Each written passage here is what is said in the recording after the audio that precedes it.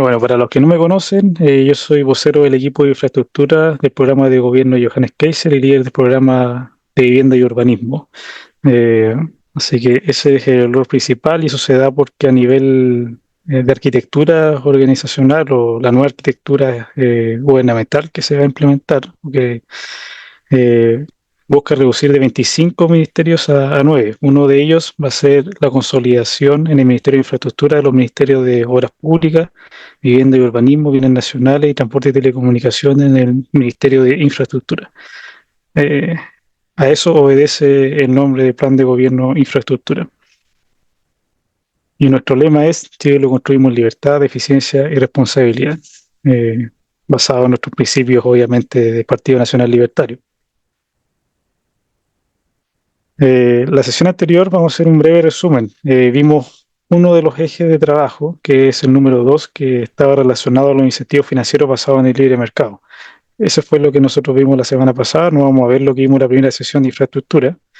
Vamos a ir directamente a lo que vimos la semana pasada para que hagamos un refresco de memoria. Vimos el diagnóstico del déficit habitacional, que ascendía a 927.000 requerimientos habitacionales y la mayor demanda estaba en la región metropolitana, Valparaíso y el Biobío. Y gran parte a nivel de porcentaje, proviene de allegados por ingresos principalmente.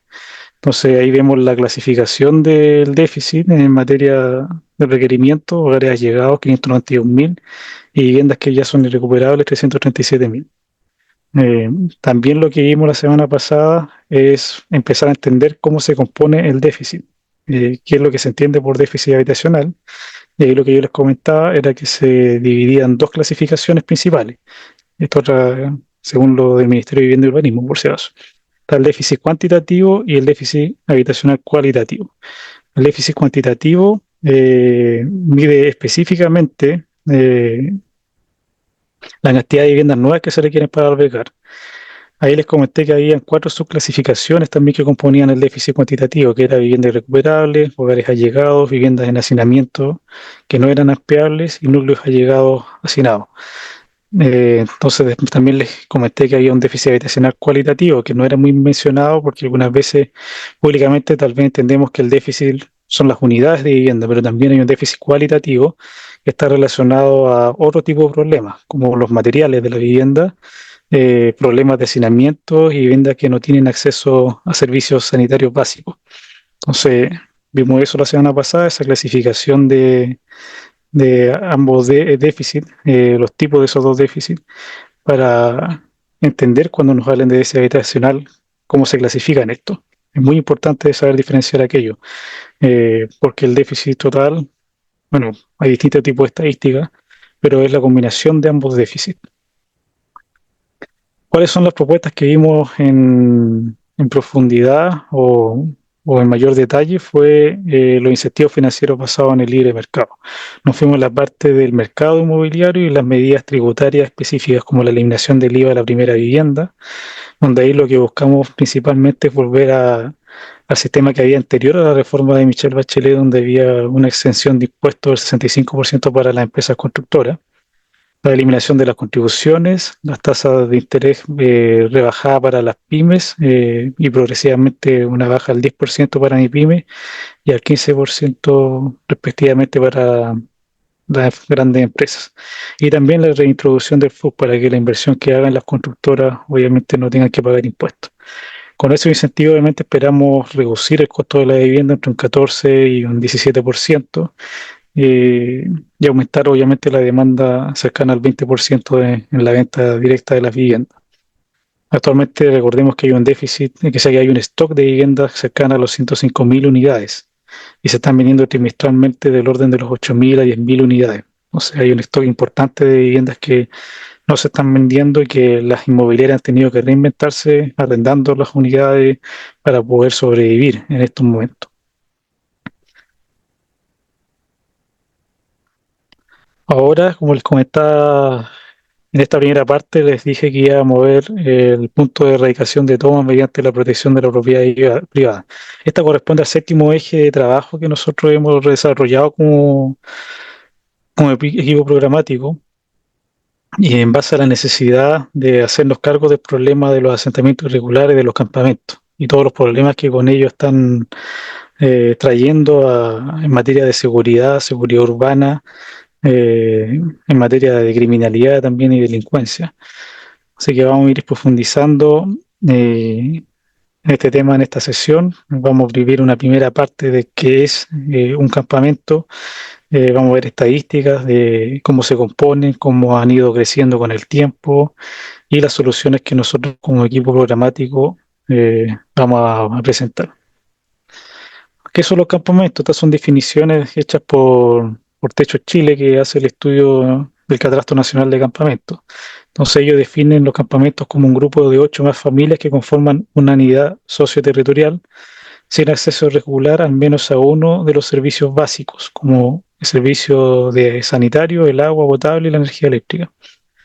Estos se encuentran en situación irregular de tenencia de terreno y que representan un requerimiento de vivienda, que era lo que ya vimos, lo que era el déficit. Recuerdan el déficit cuantitativo cualitativo, en este caso es cuantitativo, y un requerimiento propiamente tal de una unidad, una vivienda.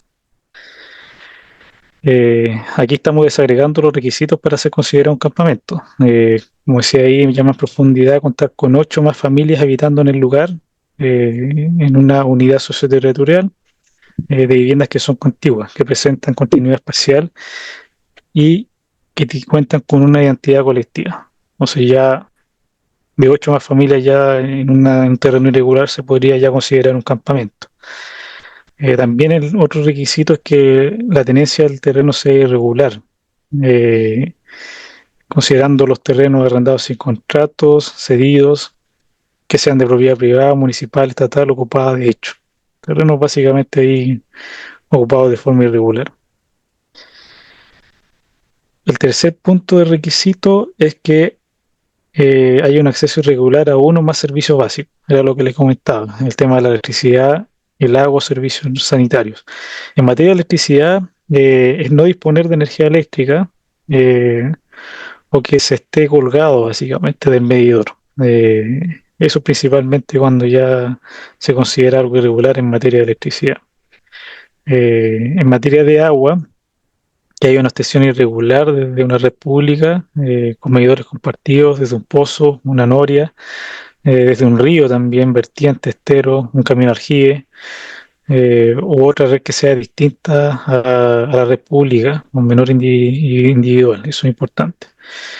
Y profundizando en el tema de servicios sanitarios, es lo que conocemos como los pozos negros, cajones sobre sequía, o cañal, baño químico, u otra solución que no sea alcantarillado. Eso es un detalle bastante relevante en el momento de lo que sucede en los campamentos. No hay alcantarillado y un servicio sanitario regular. Y un cuarto punto es el requerimiento propiamente tal de la demanda de una vivienda. Entonces, se considera como requerimiento de vivienda a las familias que residen permanente en el asentamiento o que no tienen otro lugar donde ir a vivir. Eso principalmente. Entonces, como no tienen a dónde ir a otro lado, están ahí asentados en ese lugar irregular. Con estas condiciones ya podemos hablar de lo que es un campamento. Estas son las clasificaciones de lo que es un campamento.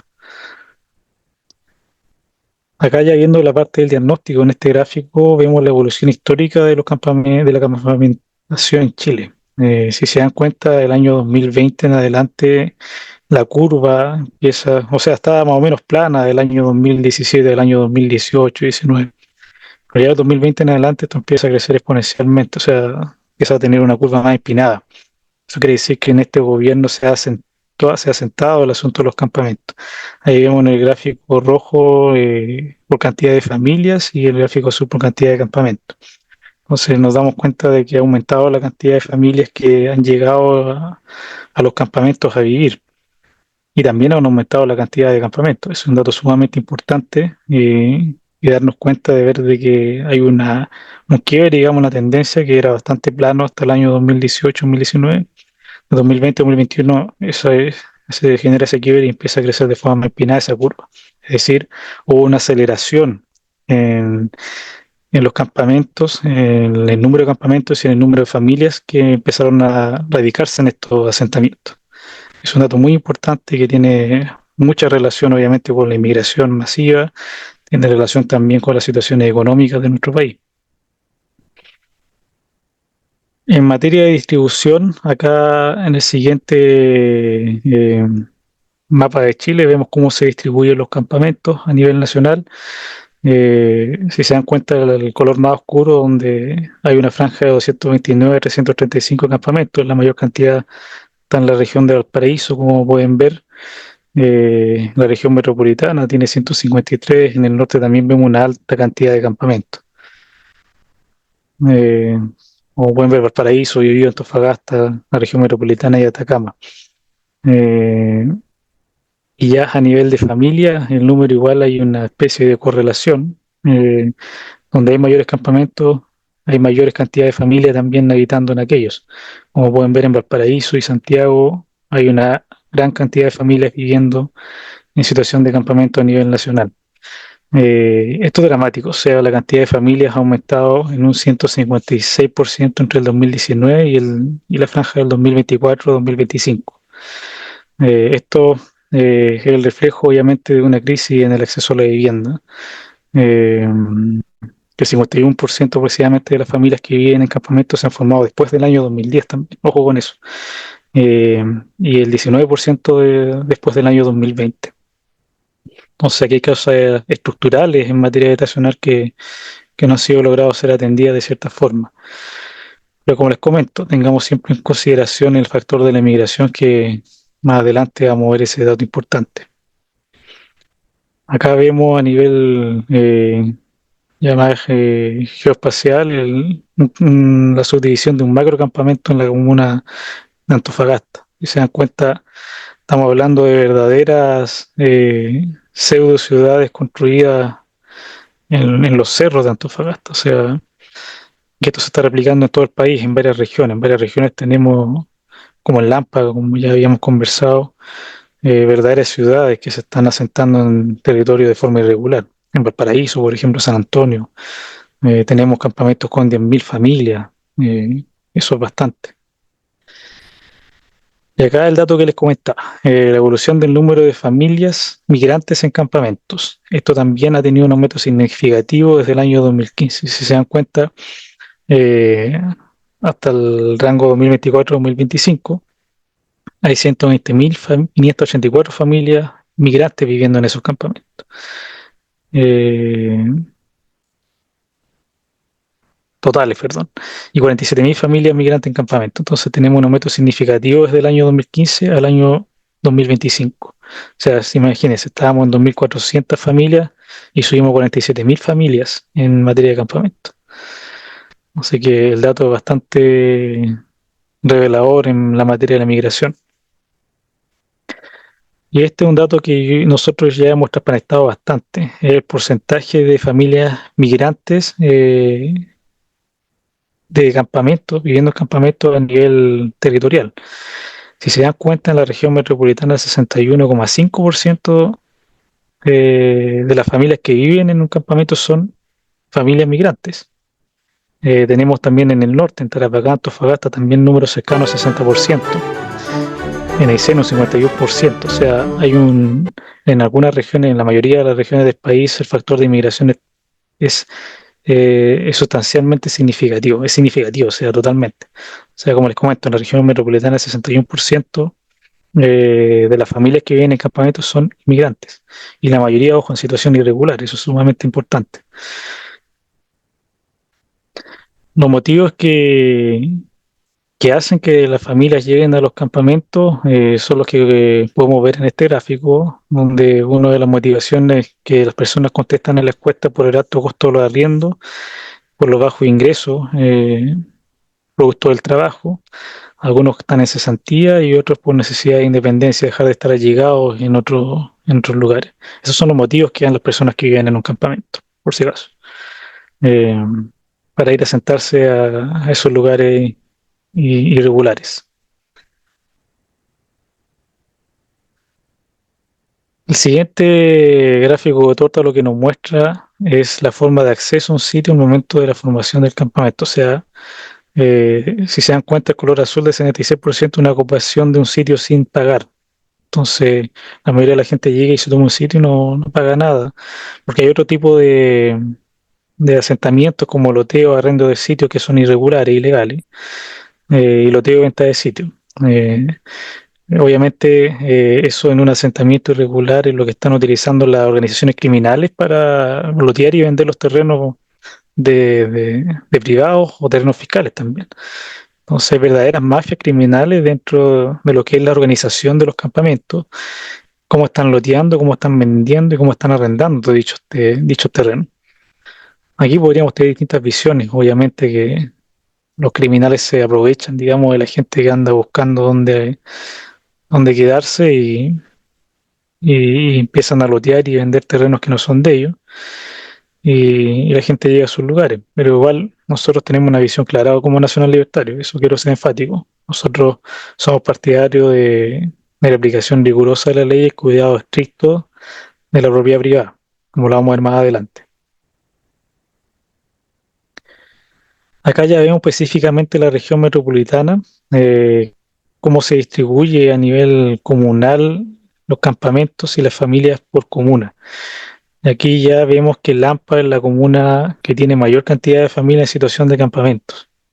Sobre las 4.500 familias y sobre los 20.000 habitantes es el dato que tenemos que de personas que están viviendo en campamentos actualmente en la comuna de Lampa. Y también tenemos Puente Alto también en segundo lugar y después Colina. Entonces, hay una situación importante que está afectando a ciertas comunas en mayor medida. Lampa es una de las más afectadas, es la más afectada con el tema de la proliferación de campamentos. Como les comenté, la composición de dichos campamentos de la región metropolitana es un 60% de inmigrantes. Es un dato muy importante a considerar que va de la mano con la criminalidad que se vive en estos lugares. Acá vemos a nivel geográfico Lampa. En el color rojo se pueden apreciar los campamentos que hay en Lampa y también en una parte de Batuco. Eh, si hacemos a este gráfico, podemos ver la toma de Lamparaíso, que es la zona más grande ahí marcada en rojo, básicamente que son verdaderas ciudades en los cerros de Lampa. O sea, cuando uno ve la imagen o pasa por ese lugar es impresionante el tamaño del campamento y dónde se ha construido. Se ha construido zonas con peligro de derrumbe, por ejemplo, zonas donde es inaccesible que los carros policiales de emergencia puedan llegar ahí y supone un verdadero riesgo también para las personas que están habitando estos campamentos. Ahora, ¿qué es lo que está pasando? Que como estos campamentos están administrados por organizaciones criminales y hay harto inmigrante ilegal también y hay harta delincuencia, estas personas van a los sectores urbanos de la comuna de Lampa a delinquir, a saturar también los servicios sanitarios, los servicios de salud y todos los servicios básicos que hay en la comuna. Pero por sobre todo, como les comento, es la sensación de seguridad, que más que una sensación inclusive, es un indicador claro. O sea, los índices de criminalidad en Lampa son altos, producto de estas tomas que rodean la ciudad propiamente tal. Así que es un problema bastante grave lo que está viviendo la comuna de Lampa en materia de tomas y cómo esto está afectando la calidad de vida de las personas. Sobre todo que ya no pueden salir tranquilas en la noche por temor a que los vayan a matar, hay sicariato, hay secuestro, la balacera es cosa de todos los días. eh, y todo eso emanado de estos asentamientos irregulares, donde hay verdaderas bandas criminales y donde no hay ley, básicamente. O sea, ese es el principal eh, problema que tenemos, o sea que son lugares donde no impera el reinado de la ley como nosotros la conocemos. Es el reinado de la ley de los criminales, de las organizaciones criminales que ahí se esconden y usan como escudo a las personas que obviamente les venden estos loteos, porque ellos están protegidos en esos lugares. Como les comentaba, son de difícil acceso para las policías, para los carros de emergencia en caso de haber un incendio, por ejemplo, es muy difícil que pueda llegar un carro de bomberos a una zona de estas. Entonces supone un serio peligro para todo ahí. Una vez con este diagnóstico, obviamente con todos estos datos que hemos recopilado, vamos a pasar directamente a qué estamos proponiendo nosotros como equipo de gobierno en materia de erradicación de la toma mediante protección de la propiedad privada. Acá quiero comentarles que en verdad no hay que inventar mucho en la materia, es que se cumpla la ley simplemente, o sea, es que haya un estricto apego a la normativa y a las leyes actuales en primer lugar. O sea, acá hay también un mecanismo político de los alcaldes, de algunos gobernadores, por no erradicar estas tomas con la fuerza, como corresponde. Lo hemos visto como, por ejemplo, en el campamento de San Antonio, donde también, inclusive el mismo ha hecho casi lo imposible para que no se, los fallos de los tribunales no se lleven a cabo, que es el desalojo y la demolición. Entonces, hay un tema también con la voluntad política que ya sea también de las comunas, los gobernadores, inclusive del mismo Ministerio de Urbanismo, de no querer llevar a cabo lo emanado por la justicia. Entonces acá, en primer lugar, nosotros estamos en la aplicación estricta del derecho de propiedad, eso en primer lugar. Nosotros como Nacional Libertario creemos en la aplicación estricta del derecho de propiedad y el reinado de la ley, eso es lo primero. Y esto está en la Constitución, en el artículo 19, donde se habla de la propiedad privada y su cuidado. Acá en este es un resumen de ese artículo por si acaso, porque en ese artículo se garantiza el derecho de propiedad en sus diversas especies, sobre todo la clase de bienes corporales o incorporables. O sea, la Constitución garantiza el derecho de la propiedad, está ahí. O sea, en esta materia no hay que innovar, no hay que reformar, hay que simplemente hacer aplicar la ley vigente bajo todas las consecuencias.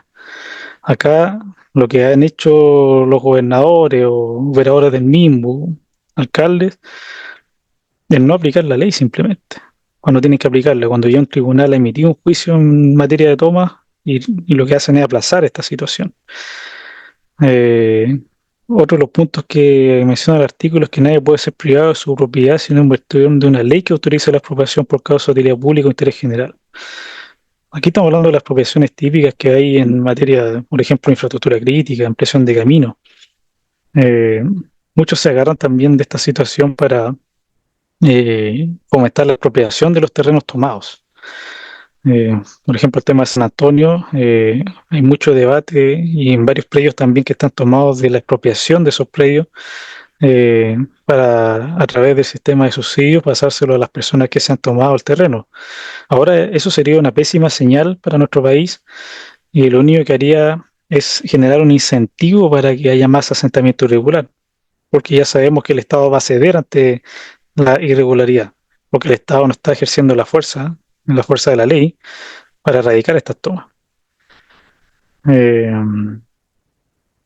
bueno, ya los otros dos detalles, los otros dos puntos son detalles auxiliares en esa materia, que el expropiado siempre tendrá derecho a indemnización por el daño patrimonial efectivamente causado y que la ley podrá establecer ciertas limitaciones o requisitos para asegurar la función social de la propiedad. En este caso, como les comentaba, temas de seguridad nacional, infraestructura crítica, patrimonio ambiental, etcétera. Pero como les comento, el artículo principal garantiza el derecho a la propiedad, eso es lo más importante.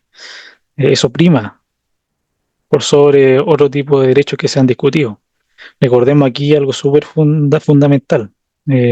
Nosotros como Nacional Libertarios no estamos en línea con lo que dice la izquierda del derecho a la vivienda. Ojo con eso. Nosotros estamos en línea con el derecho a la propiedad, en primer lugar. O sea, el bien adquirido por el esfuerzo del trabajo es lo que se tiene que cuidar y que el Estado tiene que garantizar. Si nosotros, por ejemplo, o si un gobierno de izquierda establece el derecho a propiedad, que era lo que querían hacer con la constituyente, eso daría paso, obviamente, sin una normativa clara, que alguien pudiera decir, no sé, si el que tiene cuatro propiedades ocupa una, las otras cuatro podrían ser expropiadas y cedidas al que no tiene. Entonces, el tema del derecho a la vivienda, que en Chile no está consagrado en la Constitución, por si acaso, podría abrir un camino obviamente difícil retroceder, pero obviamente no se dio, dado que fueron rechazadas dichas propuestas constitucionales. Entonces, como les comento, como Nacional Libertario, creemos en la aplicación estricta del derecho a la propiedad, en su artículo número 19, inciso 24, es central en esta materia. También tenemos que el Código Civil también habla de las leyes fundamentales en materia de propiedad. lo que regula el dominio, la propiedad y su concepción más amplia establecido. Por ejemplo, lo que es el concepto de propiedad, el Código Civil establece y define el dominio como el derecho real en una cosa corporal para gozar y disponer de ella arbitrariamente, no siendo contra la ley o contra el derecho ajeno. O sea que hay cuerpos legales, obviamente, que profundizan en materia de la propiedad, los modos en que se debe adquirir el dominio, cómo se llega a ser propietario, las limitaciones del dominio, la servidumbre. Hay todos cuerpos legales que nos dicen de cómo debe ser la ley fundamental en materia de propiedad. Y nosotros en primera instancia obviamente nos tenemos que regir en base a estas normativas, a estas leyes. Hay acciones también destinadas a lo que es la protección de dicha propiedad. Eh, por ejemplo, para recuperar las posesiones de una propiedad que se ha sido despojada y las acciones posesorias respectivamente tal. Tenemos también las reglas sobre bienes, distinción entre bienes muebles, inmuebles, los contratos que transfieren o afectan la propiedad, y esto está todo regulado. O sea, la forma de adquirir un bien, eso está todo totalmente regulado. Hay leyes vigentes que se deben cumplir. Entonces, hay cuerpos legales que, como les comento, están vigentes. Hay otras que están vigentes desde el 2024, como esta, la ley de usurpación y ley antitomas, la 21.633, publicada en el Diario Oficial el 24 de noviembre de 2023. Entonces, esta modifica lo que es el Código Penal, el Código del Procesal Penal, con el objetivo de endurecer la sanción y facilitar la restitución de inmuebles ilegalmente ocupados. Entonces, aquí los puntos claves es el aumento de las penas. Eso es lo primero. ¿Para qué? Para la usurpación con violencia e intimidación a las personas. Entonces ahí lo que está estableciendo esta ley es una pena de prisión menor en su grado medio máximo. En este caso es 541 días a 5 años de cárcel. El segundo punto es para la usurpación sin violencia ni intimidación a las personas, pero causando daño en las cosas. Entonces aquí se establecen penas de prisión menor, 61 días a 3 años. Y también la usurpación sin violencia ni intimidación en las personas ni daños en las cosas. Acá lo que se sanciona con presión menor en su grado mínimo de 61 a 540 días o multas con criterios para que el juez opte por la pena de cárcel.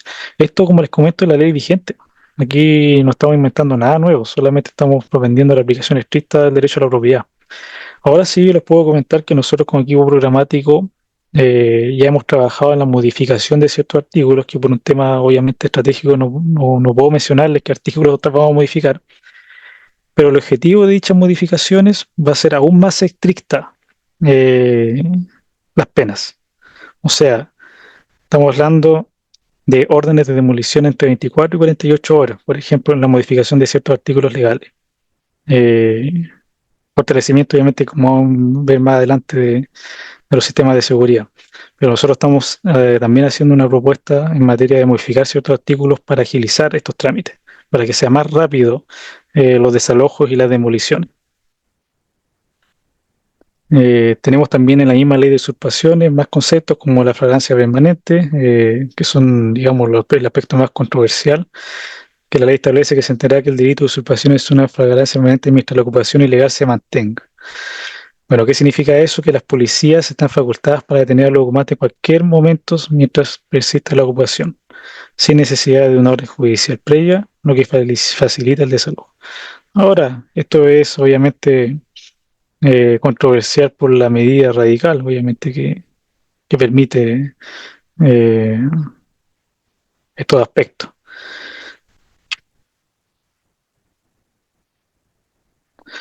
Bueno, otros cuerpos legales que se modificaron en base a esta ley, se modificó la Ley General de Urbanismo y Construcción para sancionar a quienes pretenden transferir el dominio o posesión de inmuebles usurpados o ilegalmente ocupados.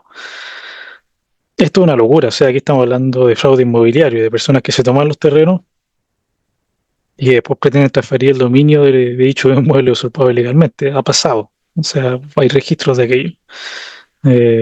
Entonces ahí se modifican, esa es la ley de la General de Urbanismo y Construcción para esas sanciones respectivas. También se introduce en esta nueva ley la legítima defensa privilegiada para el propietario o el legítimo tenedor del inmueble, lo que habilita el uso de la fuerza necesaria para repeler o impedir la ocupación ilegal. Obviamente que siempre que se cumplan ciertos requisitos, debido al riesgo de autotutela. Esa, como les comento, es la primera propuesta en materia de tomas que, como les comento, es aplicar la ley ya existente. No, como decía Johannes en algunos discursos, eh, vamos a hacer que los malos paguen. O sea, eso es lo que estamos haciendo, vamos a hacer que los malos paguen. Eh, no, no es nada nuevo. Pero como les comentaba internamente, en esta reunión, nosotros sí estábamos haciendo una propuesta de modificación de ciertos artículos para endurecer la ley, para endurecer los plazos también.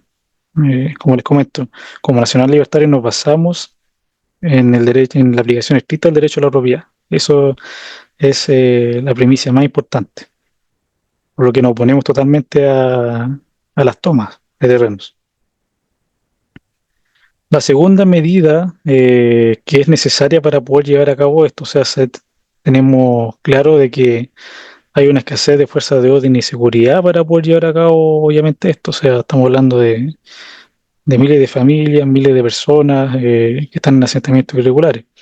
Entonces, aquí es sumamente importante la creación de una unidad especializada en el Ministerio Público para resolver estos asuntos. Aquí hay temas que se deben investigar las usurpaciones organizadas de forma bien detallada y que haya inteligencia. O sea, hay que recuperar la inteligencia de nuestro país para desarticular las bandas criminales que están actualmente en las tomas.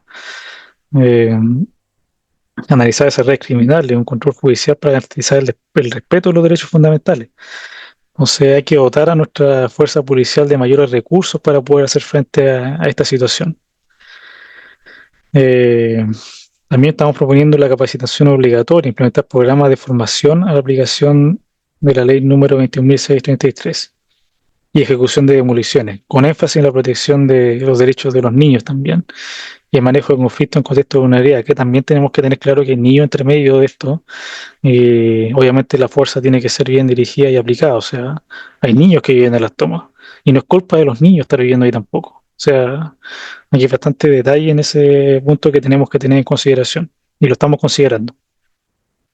Lo otro es asignar recursos para el equipamiento especializado, vehículos, maquinaria para demolición, sistemas de comunicación, patrullajes preventivos. También tenemos que ya tener un rol más preventivo cuando ya se esté generando un asentamiento irregular, detectarlo en forma temprana, con el fin de mitigar el asentamiento irregular en una circunstancia inicial, no en una progresiva cuando ya tienes 10.000 personas en un campamento donde es más difícil. Entonces es importante tener un registro de predios vulnerables específicos o que tengan un pronóstico de toma eventualmente. La siguiente propuesta es modernizar los registros de propiedad. Acá lo que nosotros, que es el dolor grande de algunos arquitectos, abogados que se enfrentan a los conservadores de bienes raíces, acá nosotros queremos crear una plataforma digital única, nacional de los registros de propiedad. Que sea obviamente transparente, accesible en línea, que todos podamos saber quién en ese sentido eh, tiene dominio sobre un bien. Esto para evitar la estafa y evitar, digamos, que alguien usurpe una propiedad arbitrariamente y haga los fraudes inmobiliarios. También estamos planteando el registro de predios vulnerables, implementar una base de datos administradas por el Ministerio de Bienes Nacionales que identifique claramente los terrenos desocupados o propensos a usurpaciones, que haya una estimación estadística de qué predio es eventualmente posible usurpar por las organizaciones, con el fin de que haya una alerta automática a los propietarios, que les llegue una notificación, y también a las autoridades locales a través de una plataforma digital. Y el otro punto es sanciones por la manipulación del registro. O sea, también queremos incorporar penas para quienes manipulen el registro de propiedad con fines de usurpación. O sea, actualmente hay muchas, como digo, organizaciones criminales que usurpan los registros de propiedad y dicen, este terreno lo adquirí, es mío y por lo tanto lo loteo y lo vendo. Pero cuando en realidad el dueño es otra persona. Eh, entonces eso también tiene que ser sancionado con todo el rigor de la ley, obviamente, estas personas que hacen fraude inmobiliario. Hay un tema bastante relevante que acá todos nos preguntamos y nos han preguntado bastante ya. Van a implementar estas medidas, pero ¿cómo van a ser frente a las personas que van a tener que salir de esos lugares, de esos terrenos de propiedad privada? Acá hay una alternativa bastante importante en nuestra propuesta, que son las viviendas transitorias. Son viviendas de tránsito para las personas que han ocupado territorios irregulares con un plazo limitado, con el objetivo que se puedan radicar posteriormente en otros lugares. Esto va a tener tiempos limitados, obviamente, y plazos para poder radicarse de forma más regular. El segundo punto es que estas personas vayan a los incentivos habitacionales, que no se salten la fila. O sea, nosotros queremos que, no queremos favorecerlos por el hecho de que se hayan tomado, porque ya se saltaron la fila eh, de personas que llevan 15, 10 años esperando una vivienda o un incentivo habitacional.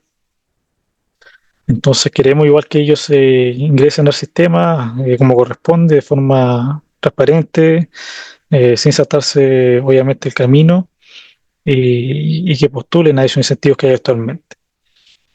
Y lo otro es el apoyo integral. Acá nosotros estamos proponiendo la coordinación con fundaciones como Techo y Hogar de Cristo, municipalidades para ofrecer servicios de salud, educación, capacitación laboral a las familias que van a ser reubicadas.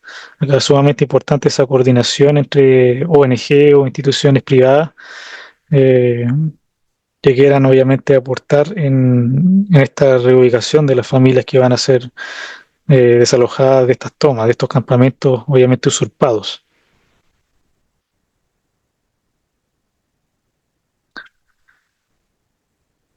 Lo siguiente es la campaña de sensibilización jurídica. Acá hay algo sumamente importante. Tenemos que educar a los ciudadanos en lo que es el derecho a la propiedad privada, lo que es la ley 21.633 y las consecuencias de tomarse un terreno. Entonces, estamos proponiendo diseñar iniciativas por medios masivos, plataformas digitales, redes sociales, de educación a las personas, para que sepan a qué se enfrentan a la hora de tomarse un predio, de tomarse un terreno o una casa. Entonces, es sumamente importante que estén todos informados al momento de querer usurpar un terreno, de adquirir un terreno usurpado. Que hay una ley, obviamente, que hay consecuencias y que obviamente nosotros como gobierno, o sea, con Johannes Kaiser vamos a hacer una aplicación rigurosa de la ley. Entonces, las personas tienen que saber a lo que se van a enfrentar. Y es importante también el segundo punto, que es la educación comunitaria, que es implementar talleres en las zonas vulnerables, ahí coordinando unas conjuntas de vecinos, organizaciones sociales, sobre lo que es el conservador de bienes raíces, la titularidad, el acceso a los programas habitacionales y siempre ya de un enfoque después preventivo, prevenir que esto suceda. Acá va a ser sumamente fundamental el trabajo también, obviamente, con los colegios, para que de temprana edad los niños sepan lo que es la propiedad privada, sepan que no hay que hacer el tema de la toma de terrenos, que hay que generar, hay que hacerlo por las vías que corresponden. Eso es sumamente importante como actividad preventiva.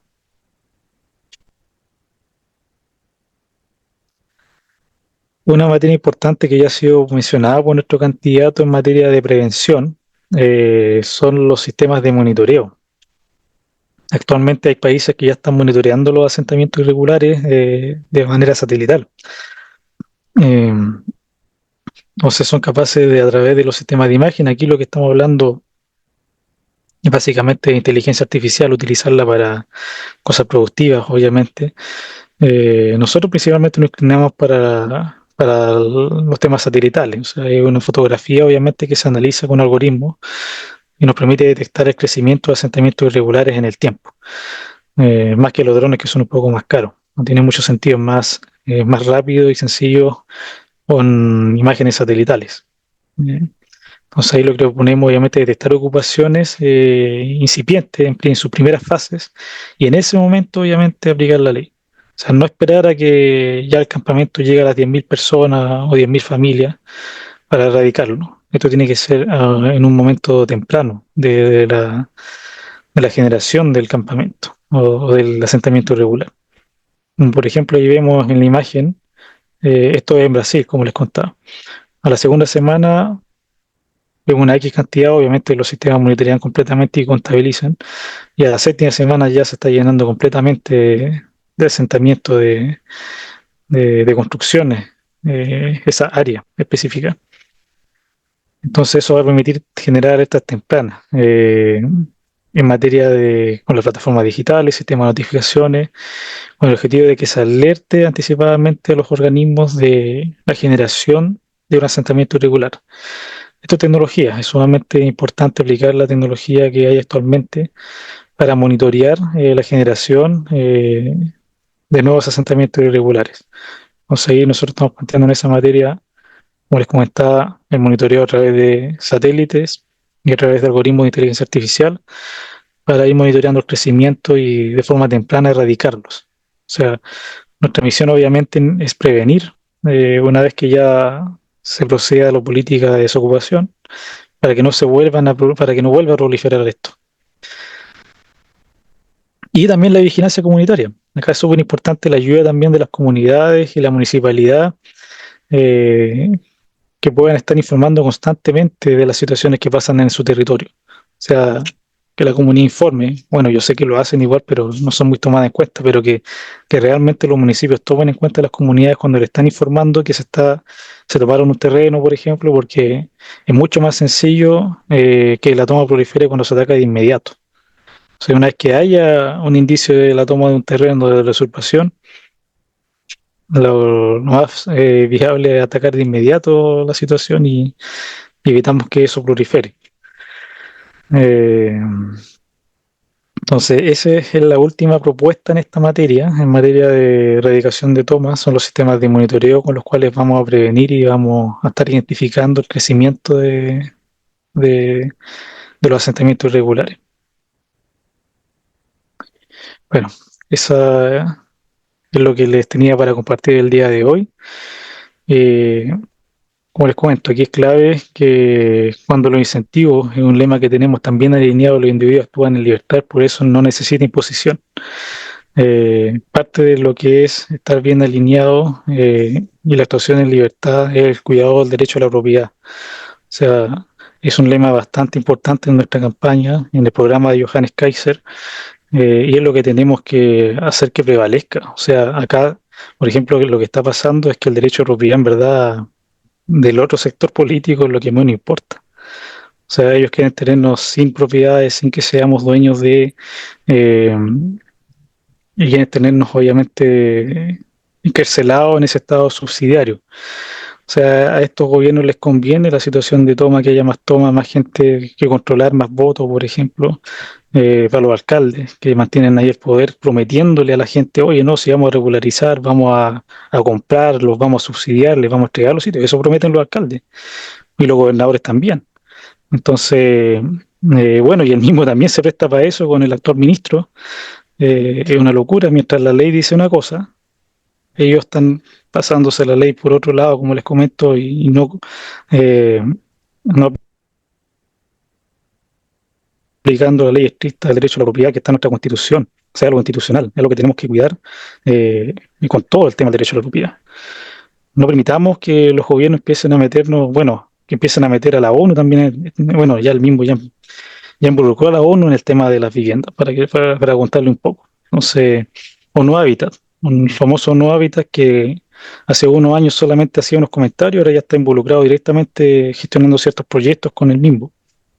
Entonces, también ese es un tema que nosotros vamos a sacar, le vamos a pegar una patada afuera a la ONU, fuera a unos hábitats también del mismo. No nos van a decir cómo tenemos que hacer las ciudades, cómo tenemos que vivir y cómo tenemos que organizarnos. No es su deber.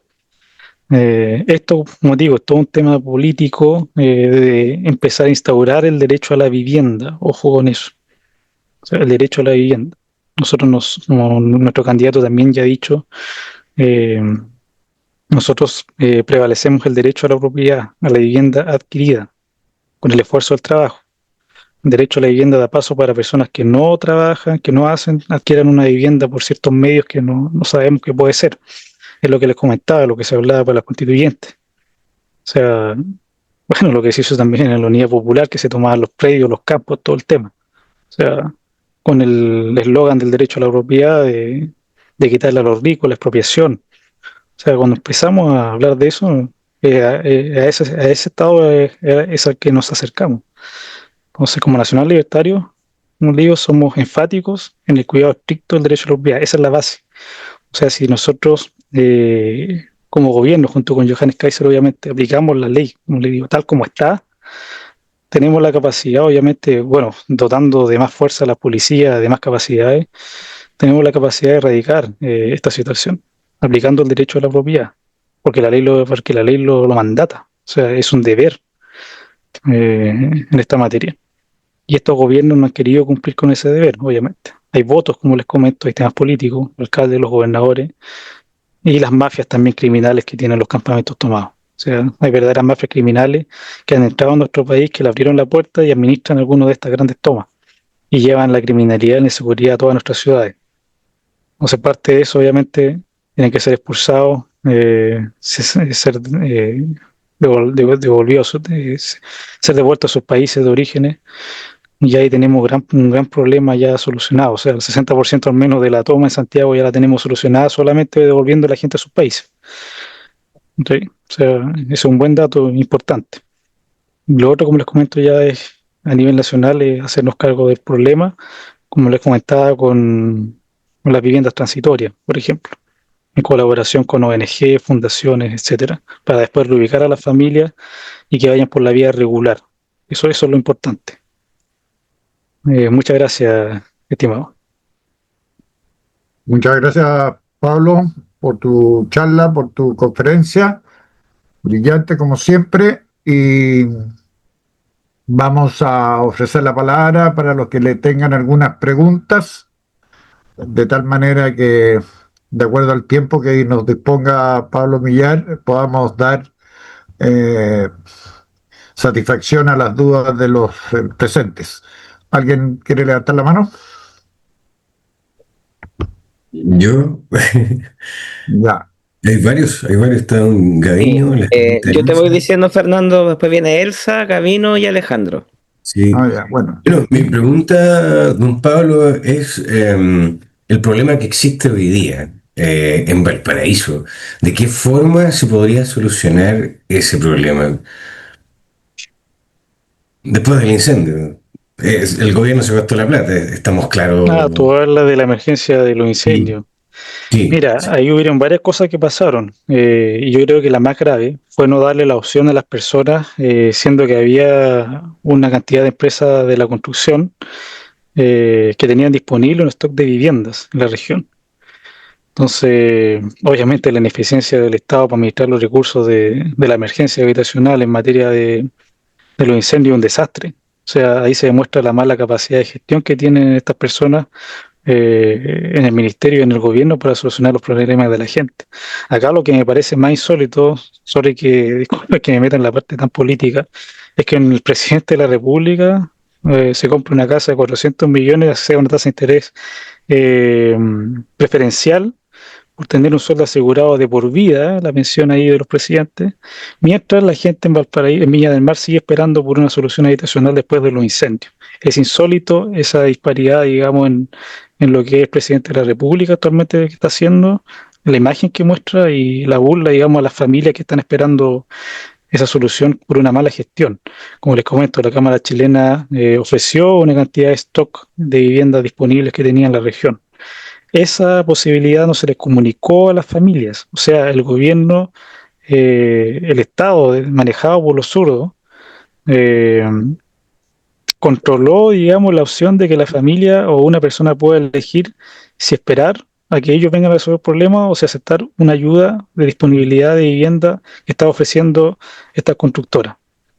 Entonces, parte del problema pudieron haberlo solucionado aceptando, digamos, esa ayuda. Acá, como te comento, es muy importante para solucionar este tipo de crisis, cómo el sector público y privado trabajan en conjunto. Un ejemplo claro es cómo solucionaron el problema en el sur de Chile, en Temuco, con viviendas industrializadas. Ahí hubo un, un rol muy importante del sector privado que obviamente con acuerdos con el sector público lograron reconstruir de forma rápida y eficiente después de la catástrofe. Lo mismo se puede haber aplicado en Valparaíso. Entonces, eh, hay empresas también industriales que han ofrecido también ayuda para construir de forma rápida viviendas modulares en los incendios que también ha sido rechazada. O sea que le han dicho, ya lo vamos a revisar y lo llamamos. ¿Sí? A la empresa que están construyendo actualmente en Chile viviendas modulares, por ejemplo. Y Entonces, además decían que tenían un fondo y para eso y se lo gastaron.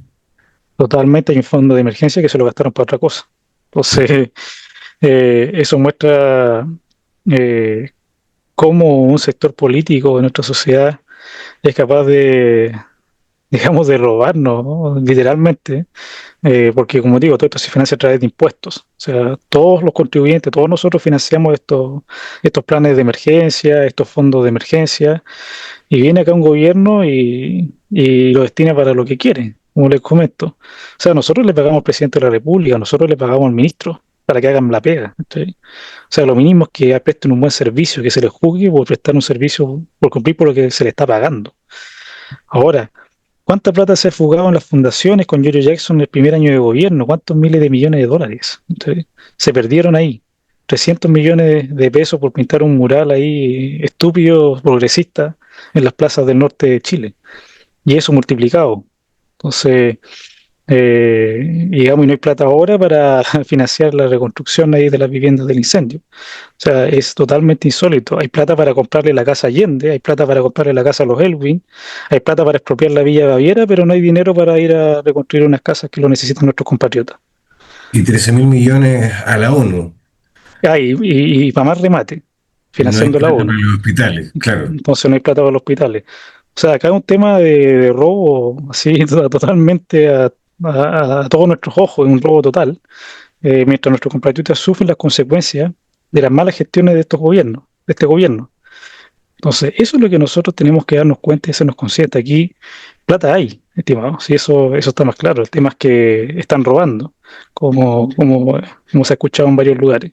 Acá se Sobre para los el robo, ladrones. claro, acá se para el robo y vamos a tener dinero, vamos a tener fondos para poder utilizar y redestinar. Como te comento, este tema de la emergencia, la familia está esperando ahí todavía. O sea, y hay dos temas importantes ahí en materia de hábitat. Hay personas que sí están dispuestas a trasladarse, por si acaso. O sea, había personas que sí estaban dispuestas, o sí querían aceptar la ayuda de estas inmobiliarias, estas constructoras. O sea, radicarse en otra zona, vía alemana, etcétera. Hay otras que no, pero a lo que voy es que el Estado no puede estar interviniendo entre la elección de un ciudadano en su preferencia en materia de dónde quiere vivir. Y aquí se cometió un grave error en materia de la libertad individual. El Estado acá intervino en esa decisión individual de que esa persona que sufrió una catástrofe pueda elegir qué hacer, tener la opción siquiera. Acá lo que hizo el Estado perverso fue quitarle la opción, que es lo peor, o sea, es como que, no sé, vea a alguien que se está muriendo y yo tengo la opción de salvarlo y no lo hago. ¿Sí? No le doy la opción de salvarse. Entonces, eso es lo que hizo este gobierno en la materia del incendio, teniendo ciertas soluciones habitacionales que había gente que estaba dispuesta a aceptarlo y había financiamiento también para hacerlo. Y ahora, como te digo, todos los rechazos, digamos, la ideología estúpida que tienen, motivo de querer ellos solucionar todo el problema, no integrar al privado, como te comento. Históricamente Chile, cuando ha tenido las crisis importantes, terremotos, aluvión, etcétera, ha sido clave esa relación con el sector privado para poder agilizar todo este tema de la reconstrucción, como para el terremoto, que ahí lo hicieron muy bien, hay que admitirlo. Si lo comparamos, obviamente, con los desastres que ha hecho esta administración. Entonces, eso principalmente en la materia de las tomas. O sea, es lamentable que un Estado controlador de todo, que quiere seguir controlando la vida de las personas, impida que las personas puedan elegir en primer lugar. Y es una vergüenza, como te comento, que si el dinero llega de las mismas fuentes, se gaste dinero en cosas burdas como comprarle la casa Allende, los Belwin, la tontería de las fundaciones, mientras tenemos estas necesidades que son prioritarias. O sea, como te comento, plata hay mal distribuida y mal administrada y robada también. O sea, estos tipos deberían pagar por esa mala administración. O sea, administración desleal. Si en una empresa privada tú te mandas un condor de esta envergadura, te mandan a juicio. ¿Sí? Y puedes irte hasta preso. Entonces, ¿por qué no es lo mismo también para el sector público? Por administrar mal los fondos de todos los chilenos. Entonces, es insólito. Es lamentable. Sí. Bueno, eso es lo que tenemos que cambiar, don Pablo. Muchas gracias. Gracias, Exacto. César. Gracias, Pablo. Le voy a ofrecer la palabra a Gavino, después la señora Elsa, Alejandro Pérez y después don Jonathan Inostroza, que hizo una pregunta por el chat. Adelante, Gabino. Gracias, Fernando. Gracias, don Pablo, por su tiempo y su trabajo. Mire, una consulta con respecto a los bienes nacionales. ¿Hay algo sobre eso? Y lo otro es, hay personas que dividen su sitio o sus parcelas y venden sucesiones de derecho, me parece que se llama, la achican, o sea, de 5.000 Exacto. metros sacan 10 sitios. Entonces, esas personas no tienen rol propio, no tienen Exactamente. servicios básicos, no tienen los servicios básicos. ¿Hay algún programa para eso? Sí, para las dos preguntas tenemos abordado la situación. Voy a partir con bienes nacionales, y parte de otro programa a propósito, pero en bienes nacionales tenemos distintos tipos de tierras, hay tierras subutilizadas, eh, pero para ser bastante directo, nosotros vamos a aperturar el suelo estatal disponible. ¿Qué quiere decir eso? Que vamos a permitir que el sector privado, como ya lo mencionaba, entiendas el sector privado, todos nosotros y las empresas y las pymes, ojo, tengan a disposición esos predios, ya sea por licitación, por compra directa, etcétera. Pero con el objetivo de priorizarlo inicialmente, pues, obviamente lo que está cercano a las urbanizaciones, para soluciones habitacionales. Ese es el principal foco. Nosotros vamos a aperturar el suelo estatal subutilizado y suelo estatal disponible para el aumento de la oferta de suelo, con el objetivo de que se construyan viviendas en esos lugares. Hay otro tema en materia de bienes nacionales que hemos estado discutiendo bastante, que es el tema de la regularización de la pequeña propiedad raíz. Ahí tenemos que tener ojo con ese tema, porque hay terrenos que, digamos, la normativa habla de que después de un determinado tiempo asentado en dicho terreno, dicho bien, puedes regularizarlo y apropiarte de él. ¿Okay? Recordemos, nosotros no estamos a favor de la protección de la propiedad privada. Entonces nosotros vamos a ampliar esos plazos, porque si hay un dueño de un terreno que confía en un estado, obviamente, como corresponde, tiene que tener asegurada su inversión, su propiedad, porque la propiedad es perpetua, recordemos eso. O sea, adquirir un bien, digamos, nosotros creemos que la propiedad es perpetua, es para siempre. Eso es materia, bueno, lo otro que tenemos en materia de bienes nacionales, que también, todas estas propuestas las vamos a profundizar por si acaso, estoy dando a grandes rasgos la materia. Vamos a terminar con adquisición, eh, la adquisición de pasivos y activos en bienes nacionales, a través de bienes nacionales que hacen la expropiación y la compra, como la Casa de Allende, la Casa de Ecur, esa cuestión se va a cortar. Nosotros estamos ahí viendo la parte regulatoria, obviamente administrativa, para cortar la adquisición desde bienes nacionales para la compra de lo que ellos llaman el patrimonio histórico. No recuerdo bien el nombre por si acaso, pero es un programa que inventó este gobierno para poder comprar los sitios que ellos consideran de memoria, ¿sí? Como, como Villa Baviera, por ejemplo, como algunos predios donde, bueno, no quiero mencionar más detalles en ese sentido, pero inventaron todo un mecanismo para que a través de bienes nacionales se adquirieran ciertos predios en honor a la memoria, ¿sí? En base a lo que Pablo, pasó el año 1973. Contando su historia, ojo, contando la historia desde el punto de vista de ellos. lo que le hago esa pregunta porque usted me dice que, o sea, me quiere decir lo que pasó, pasó. El tipo que se quedó con un bien nacional, porque le pongo un ejemplo, tengo cerquita de mi casa, es un bien nacional. Hay una persona que vive ahí, se quedaron por muchos años ahí, entonces me da la impresión de que eso pasado un cierto tiempo ellos lo pueden inscribir, no sé cómo es el tema, no lo tengo Exacto. claro eso, y eso, los bomberos, por ejemplo, aquí en San Bernardo, tuvieron que buscar, comprar, o sea, todo un cuento para poder llevar la compañía a otro lado. Y ese sector es preciso para la ubicación de bomberos. Tienen un canal con agua, la salida súper cerca de las autopistas, para acceder a los incendios. O sea, es todo un tema para ellos. Y no pudieron acceder a eso. Entonces, Sí. me dice que lo que pasó, pasó. O sea, no va a haber ninguna represalia contra esa persona que se tomó indebidamente eso y después lo inscribió. Mira, no, dicho lo que pasó, pasó, ojo con eso.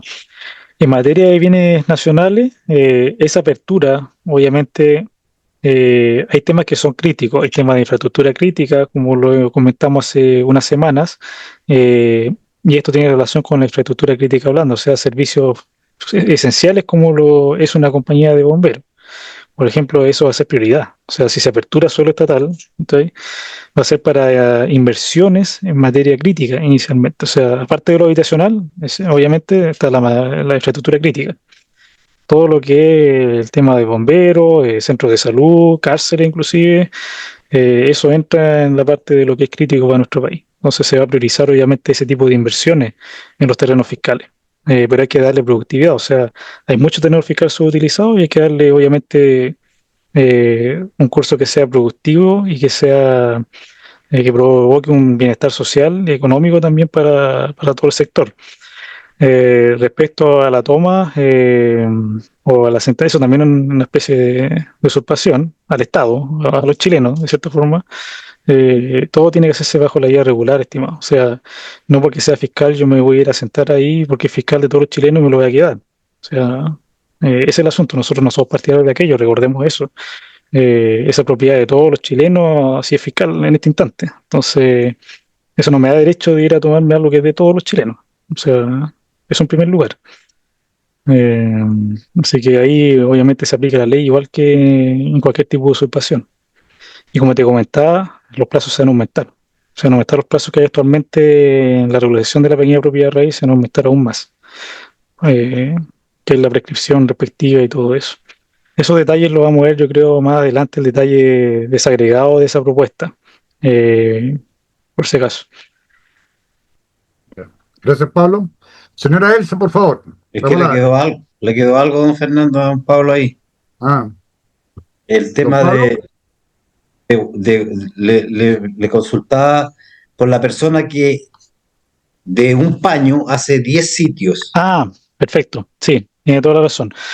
Nosotros estamos proponiendo en materia de, de la subdivisión predial mínima lo siguiente. Nosotros tenemos que el fenómeno de la ciudad obedece a temas de escasez de suelo, la disponibilidad de suelo y la expansión de la ciudad. Es natural que la ciudad se expanda. O sea, hay radios urbanos definidos, pero las personas espontáneamente y naturalmente se van expandiendo, se va expandiendo. Es natural. O sea, lo vemos en varias ciudades de nuestro país, en la quinta región, acá en Santiago, y nos encontramos con la limitancia de los terrenos agrícolas que tienen un área de propiedad mínima de 5.000 metros cuadrados. Y ahí entran todas las limitaciones que tú no estás comentando. De hecho, legalmente se puede construir una casa y una casa para el cuidador. Esa es la normativa actual. Actualmente no te permiten construir varias casas en ese terreno. Ahí lo que nosotros estamos proponiendo básicamente es un sistema de franjas, de urbanizaciones. O sea, entendemos la ciudad como algo que se va expandiendo y es dinámica. O sea, hay distintas formas. Una forma de la expansión de la ciudad, y nosotros vamos en esa línea por un lado, que es permitir que terrenos agrícolas que están fuera del anillo urbano pasen a ser parte de un nuevo anillo urbano. Entonces se vaya expandiendo la urbanización de forma ordenada y eso implica la reducción de ese límite máximo. O sea, bajar de los 5.000 metros cuadrados que permite actualmente la ley como máximo a 1.000, por ejemplo, o 500 y así sucesivamente ir subiendo a medida que se vaya distanciando. Pero estamos proponiendo obviamente reducir la cantidad de metros cuadrados permitida, con el objetivo de fomentar la urbanización natural de la ciudad. O sea, acá si la gente va y compra predios de 5.000 metros cuadrados cerca de la ciudad o cerca del límite urbano, es algo natural que está sucediendo. ¿Por qué pasa eso? Porque los terrenos son más baratos en ese momento, ahí. O sea, ¿qué debe de permitir el Estado en ese sentido, como su rol facilitador del asunto? Dar las condiciones y las facilidades para que esa organización se desarrolle de forma ordenada y de forma espontánea. O sea, si la gente se está empezando a comprar ahí, obviamente porque tiene la capacidad de pago, no hay por qué prohibírselo. Ahora, ¿qué es lo que debemos nosotros velar? Porque a medida que se vaya aumentando esta nueva urbanización, es que también lleguen los servicios y que también llegue la infraestructura. Porque pasa mucho de que es lo que comentaba, no hay agua, o sea, o no hay un solo medidor. Eso se da por lo mismo, porque el rol, la superficie máxima es de 5.000 metros y no te permite subdividir y tener un rol propio. Entonces nosotros al reducir la cantidad de metros cuadrados vamos a permitir una mayor subdivisión de ese espacio. Y como te comentaba, en paralelo, obviamente, que también se habilite la infraestructura necesaria para sustentar la demanda de esa nueva urbanización que se está expandiendo. Esto estoy hablando acá en materia de agua potable, electricidad, internet, carreteras, calles, caminos, autopistas y otro tipo de servicios para que se permita el desarrollo natural. Si es natural, como te comento, o sea que las personas quieran subdividir y quieran obviamente realizar eso, pero el Estado tiene que tener el rol de facilitar ciertas cosas para que se pueda desarrollar esto. Ahora, esa propuesta va a permitir que muchas personas puedan adquirir un bien raíz, obviamente, y así de esa forma también reducir el déficit habitacional con la autoconstrucción e incentivos también basados en la construcción, en sitio propio que se llama. Eh, pero es parte del programa, como te comento, reducir los 5.000 metros cuadrados. Gracias, Muchas Pablo. gracias. Senadora Elsa, por favor. Muy buenas noches, muchas gracias. Bueno, a mí me interesa particularmente el tema porque soy dueña y representante legal de una entidad patrocinante de vivienda, antiguamente llamada CEGIS. El desastre que hay ahora en el Ministerio de Vivienda, yo no lo había visto en los 17 años que llevo en esto. El Ministerio está ocultando mucha información, mucha. O no la contesta o sencillamente la oculta. Hay mucha publicidad engañosa que llama a postulaciones y no hay dinero. Los subsidios han bajado en estos 4 años más del 50%, que es una cantidad excesivamente enorme de déficit. Yo principalmente trabajo el cualitativo, que son los mejoramientos. Exacto. Sí. No toman en cuenta, o sea, extrañamente, tengo viviendas del año 66 que se están cayendo a pedazos, habitadas por adultos mayores, y según el ministerio no cumplen los requisitos para el puntaje. Y en otras entidades porque aquí hay entidades buenas y entidades malas. Pero extrañamente se ganan los subsidios de entidades que no son de las mejores y son del mismo sector. ¿Cómo calculan ese puntaje? Si esta entidad ganó una casa y yo estaba trabajando en la de al lado. ¿Por qué son diferentes? Misma recepción final, mismo año. Nadie sabe, y hemos preguntado muchas veces, cómo calculan el corte. No nos quieren indicar. Como gremio, le hemos hecho una invitación al candidato, a nuestro querido candidato Kaiser, porque las entidades patrocinantes estamos en un gremio y tenemos los datos reales. Porque aquí hay muchos datos de evaluaciones hechas por el ministerio, de cosas que sabemos que no están reflejando la realidad. El tema de los campamentos. Yo trabajo en un condominio social, o sea, varios condominios sociales que están en Cerrillos, en la población Raúl Silva Enríquez, que tienen un campamento gigantesco enfrente. Y nadie les da solución. De hecho, ellos dicen las noticias no lo dan, pero aquí hay al menos un muerto diario. Al menos. Entonces, el gobierno, de hecho el ministro Montes prometió deshacerse de nuestras entidades, cuando somos nosotros los que hacemos la pega. Servio y la Seremi solo fiscaliza. Cuando está terminada la obra van a ver, le dan una aprobación y después se van a pago. Entonces, nosotros, bueno, aquí habemos varios militantes que somos entidades patrocinantes, por lo menos lo que conversamos entre nosotros. Y la verdad quizás es hacerles una invitación a conocer estas irregularidades. Como le digo, empiezan campañas de postulaciones y no hay dinero para atender esa demanda. Servio y la Seremi no dan abasto para la demanda habitacional que hay. Por eso existimos las entidades patrocinantes, que somos varias, podemos atender y que ellos fiscalicen. Es primera vez que veo que el dinero se acaba a mitad de año. Ya no hay dinero para pagar nada. Las constructoras nos estamos yendo, o sea, se están yendo a la quiebra. Nosotros como gremio también, la cesantía que va a reflejar esto es tremenda. En Metropolitana somos más de 300 empresas. Y como le digo, nosotros somos los que hacemos el trabajo en realidad. Servio solo aparece a cortar la cinta, pero no contrata profesionales, no tiene oficina, porque nosotros nos obligan a tener una oficina física. Entonces, quizás ver también con el partido las directrices que se van a tomar, pero con la información real y verídica que tenemos nosotros. O un representante, alguien que sepa de vivienda, para que se pueda abordar el tema que es mucho más grande que las estadísticas que da el ministerio. Entonces eso, quizás, bueno, la pregunta básica sería, porque me gusta mucho el programa que están presentando, pero ver cómo abordarlo, porque nosotros como gremio tenemos las herramientas para poder llegar a alineamientos más precisos. Y si obviamente se van a tomar porque el cualitativo está muy abandonado, muy abandonado. ¿Y qué medidas Sí, se van a tomar para poder financiar? Porque recordemos que el presupuesto nacional del próximo año lo va a dejar este gobierno y no va a hacer nada. Eso, sí, básicamente. sí, Elsa. Bueno, te comento que el tema del déficit cualitativo, ha habido en los últimos años un traspaso en materia de presupuesto en lo que es la cartera del MIMBU, del déficit cualitativo al déficit cuantitativo. Entonces, efectivamente, hay menos financiamiento para sustentar ese déficit, porque hay un traspaso de fondos, como te comento, en la política habitacional de este gobierno, hacia el déficit cuantitativo, a las unidades. Entonces, eso explicaría también la baja en el otorgamiento de este tipo de incentivos, que se ha priorizado, cuando uno ve, digamos, el cuadro que se aprueba en el Congreso, en el presupuesto, uno ve ese cambio de las cantidades de unidades reflejadas en monto 9, obviamente que hay un traspaso para mantener la cantidad de unidades y se ha visto reducida la cantidad de incentivos en materia del déficit cualitativo. Eso es lo que sucedió en temas de presupuesto. O sea, el presupuesto que era para el déficit cualitativo, que ha bajado porcentualmente y se ha traspasado para el déficit cuantitativo. Eso en primer lugar, eso es la realidad de por qué hay menos financiamiento para el déficit cualitativo.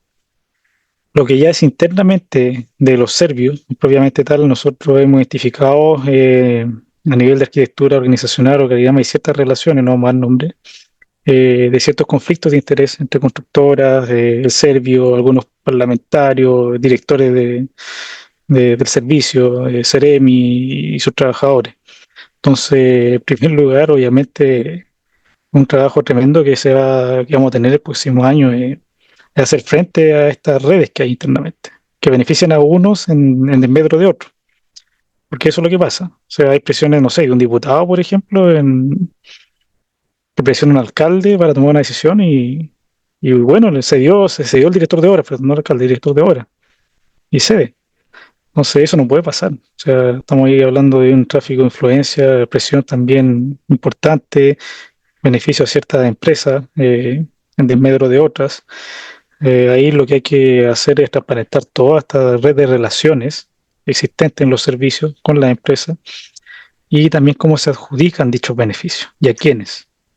Entonces eso tiene que estar transparentado también para alguien que quiera fiscalizar y auditar esto. Eso es muy importante. De esa forma se puede identificar claramente esa red que hay internamente y terminar con la red. Al final eso es lo que necesitamos hacer. Terminar con ese diputado, digamos, que va con esa influencia y ese poder a presionar a un director de obra o presionar a alguien del servicio para que haga o accione tal acción. Entonces, porque eso es lo que pasa, sobre todo en este servicio, sobre todo en el mismo.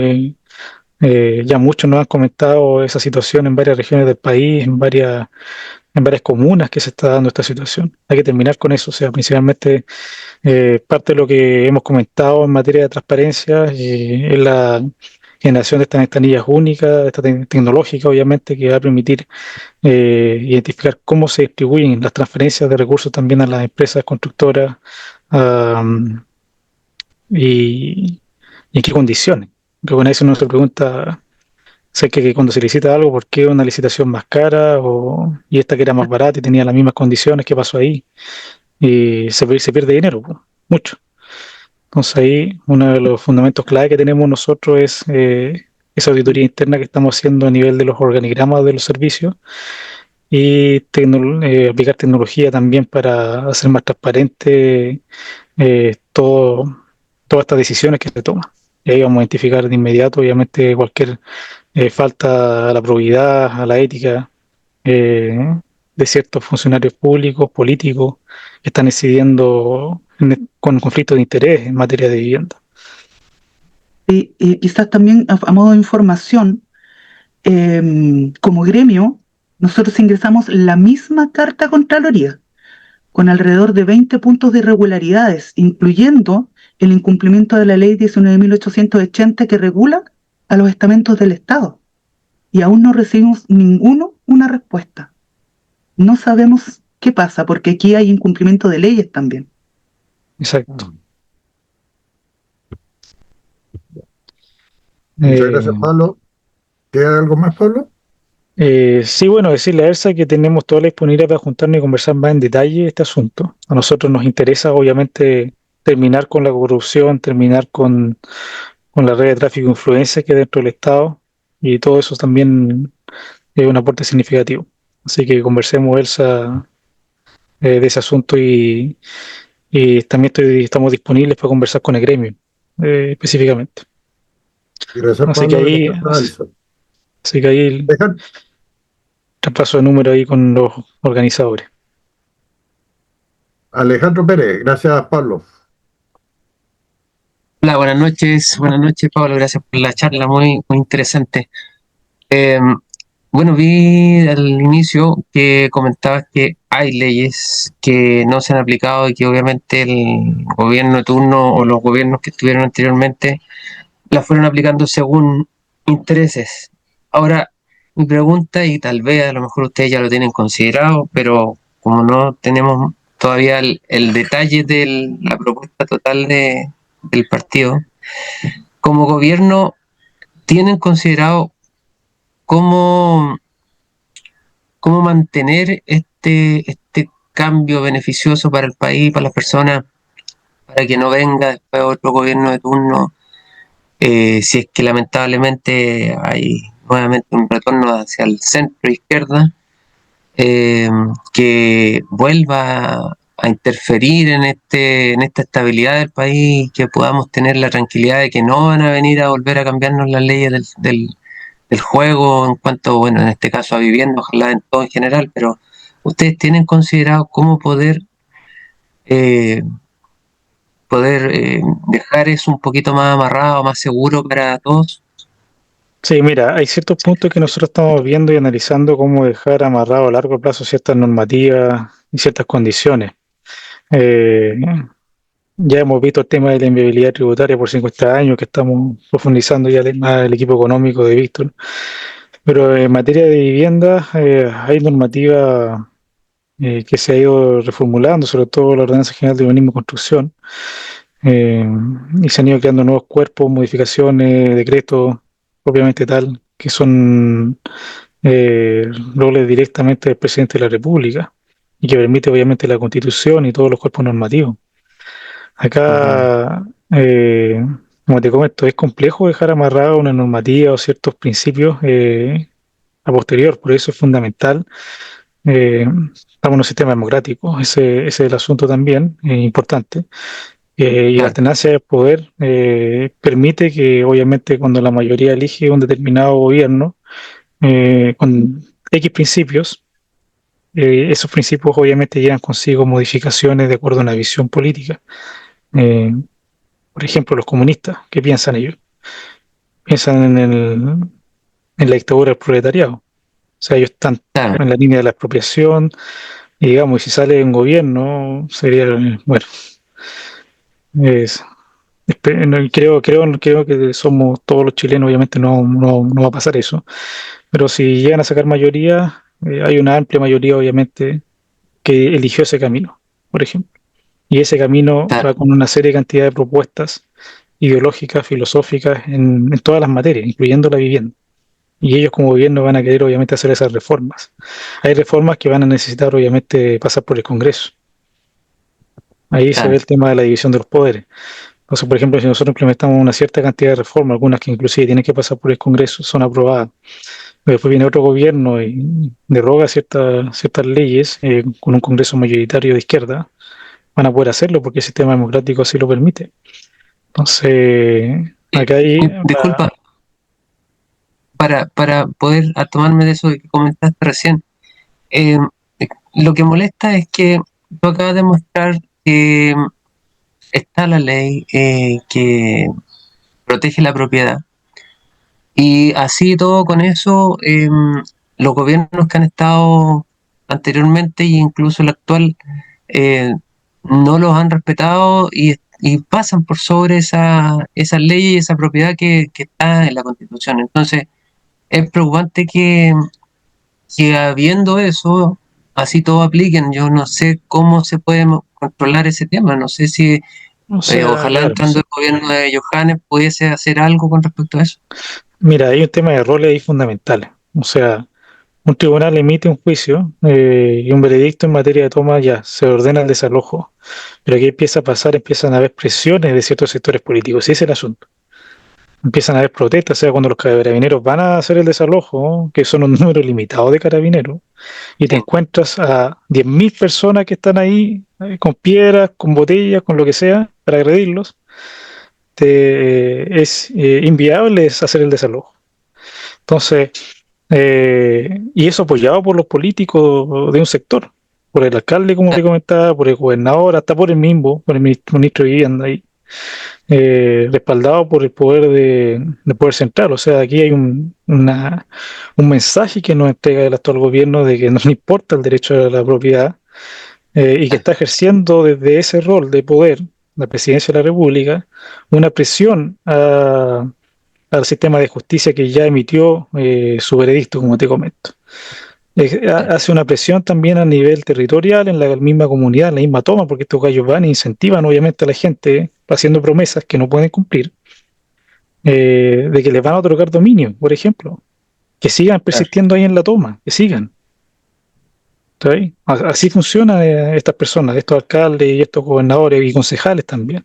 Ellos van a las tomas, incentivan a la gente que siga estando ahí, que no les va a pasar nada, que Carabineros no va a poder hacerles nada, que no tienen la capacidad, porque bueno, la verdad, pues este gobierno ha, ha reducido significativamente la capacidad de las policías para poder ejercer su rol. Es lo que te comento, o sea, si tiene un campamento de 10.000 personas y mandáis 100 carabineros, o sea, no hay por dónde hacer un desalojo. O sea, no hay una capacidad instalada para poder hacerlo. Entonces, parte de eso, obviamente, que ya es parte de otro programa, el de seguridad, obviamente, es reforzar, obviamente, a las fuerzas públicas, dotar de mayor fuerza, dotar de mayores, obviamente, resguardo jurídico, Facultades. facultades, entonces, que recuperen aquello. Entonces, y que obviamente de mayor dotación. Johannes ya anunciaba una mayor dotación para Carabineros, es sumamente fundamental para llevar a cabo este tipo de operación. Pero como te comento, tienes poderes políticos, el alcalde, tiene los concejales, el gobernador presionando a los campamentos para que no desalojen, para que resistan políticamente.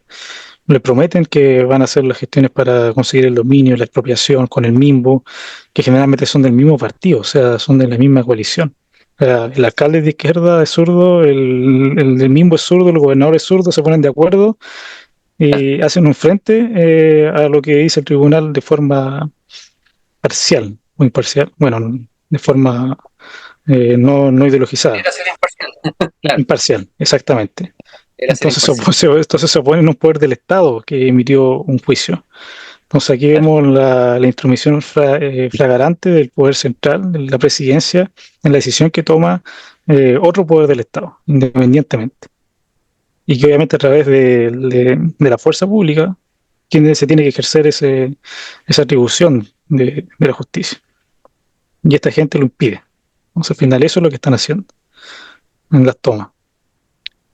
Y obviamente con Johannes Kaiser y los programas obviamente de seguridad de vivienda, a nosotros no nos va a tiritar la mano. Eso es lo que queremos decirle, que no nos va a tiritar la mano en ir a aplicar la fuerza pública como corresponde, aunque lloren y pataleen los comunistas del municipio, los concejales, los gobernadores. Esto es un tema de voluntad política, un tema de tener bien puestos los pantalones y aplicar el derecho a propiedad y dar una señal al país de que esto no lo vamos a permitir, de que vamos a aplicar la ley. No es como esta Johannes, no estamos inventando la rueda, es aplicar lo que ya Claro. está. Gracias, Me Pablo. gusta tu respuesta. Muchas gracias. Muchas Tengo gracias a tres ti por preguntas, la don Pablo, pregunta. no sé si tiene tiempo. Hay tres preguntas que encuentro bastante interesantes, si me permite. En el chat tengo. Una de ellas dice, Jonathan Inostroza, en políticas públicas, ¿cómo se va a relacionar con economía, por ejemplo, ya que se pretende fusionar ministerios respecto a los subsidios que se vienen trabajando? Sí, mira, respecto a política pública propiamente tal, eh, que es una medida obviamente en materia de política fiscal y proyectos propiamente tal que va a tener el gobierno. Y su relación con la economía. La economía en sí, o la ciencia económica, obedece a muchas variables. O sea, en primer lugar, eh, lo que queremos obviamente es desregularizar, bajar impuestos y generar una situación tributaria favorable para las empresas y para que aquellas vengan a invertir en nuestro país. Eso en paralelo también a mejorar las condiciones de seguridad. O sea, cualquier inversionista que quiere venir a un país a invertir quiere que su inversión esté segura en dicho país. Entonces, esta situación, obviamente, después del estallido delictual del 8 de octubre, ahí donde básicamente quebraron el país, que hacen un golpe de Estado, se quebraron las confianzas inmediatamente. Y por eso empezó una fuga de capital sorprendente hacia fuera de nuestro país. Inversión que fue a parar a Estados Unidos, ahora en Argentina, Perú, y que salió. Entonces, si queremos que esa inversión vuelva a nivel económico, tenemos que generar las condiciones para que eso suceda. Eso primero, obviamente, el eje que ya Johanna ha conversado, como te comento, que es en materia de seguridad. Tener la certeza jurídica y el imperio estricto de la ley. Cosa de que cualquier inversionista que venga de afuera no tenga miedo a que lo van a expropiar o que va a haber una nueva constitución y que van a cambiar las reglas del juego. O sea, al final eso es. Entonces, en primer lugar es eso, ofrecer la gobernabilidad y la estabilidad en el país en materia política, en materia económica también, que es la reducción de impuestos. Y el tema del food también, que ya lo hemos conversado para la reinversión. Y eso va haciendo más atractivo a nuestro país para que esos capitales vengan en parte económica. ¿Cómo se relaciona eso en materia de política pública? Obviamente mejores condiciones permitirían eventualmente, independiente que se baje el impuesto, un mayor comercio, mayor consumo, mayor inversión, va a provocar como consecuencia una mayor recaudación también. Entonces debería, lo que se pronostica es un equilibrio en materia fiscal y hasta un superávit fiscal también, como lo plantea Víctor en su programa económico, con todas las medidas que se van a tomar. Por ejemplo, la reducción de ministerios de 25 a 9 y lo que nos afecta a nosotros directamente, que es infraestructura, se plantea transformar, recordemos, sus secretarías técnicas, lo que es el Ministerio de Vivienda y Urbanismo. O sea, eso en la premisa que ya hablábamos de antes, sacar a todos los políticos que están haciendo ahí chanchullo con los diputados, con los alcaldes y seleccionar a dedo quienes se ganan los proyectos.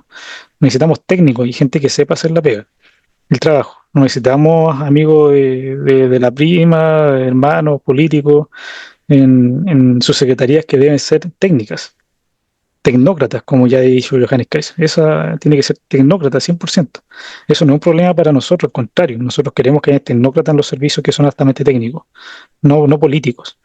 Acá hay que sacar a los políticos que están ahí calentando el asiento en los servicios, ganando 8 millones, más que el ministro, más que algunos, hay asesores que ganan más que los ministros, periodistas ganando 9 millones, también en el mismo, ojo. Eh, ¿Para qué? Entonces eso, obviamente la reestructuración de la arquitectura estatal, sobre todo en infraestructura, va a permitir una reducción de gastos significativos cercanos a los 2.000 millones de dólares, aproximadamente 1.500, 2.000 millones de dólares, solo en infraestructura por reducir duplicidades y colocar más tecnología y despedir a la grasa estatal que en verdad no tiene cabida, obviamente, que estar haciendo ahí.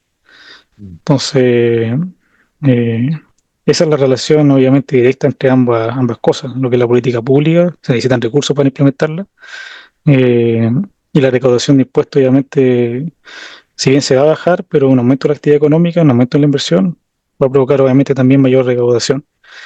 Respecto a los subsidios que se vienen trabajando, actualmente nosotros vamos a plantear en otro capítulo, obviamente porque es otra propuesta, la reforma completa de la política habitacional.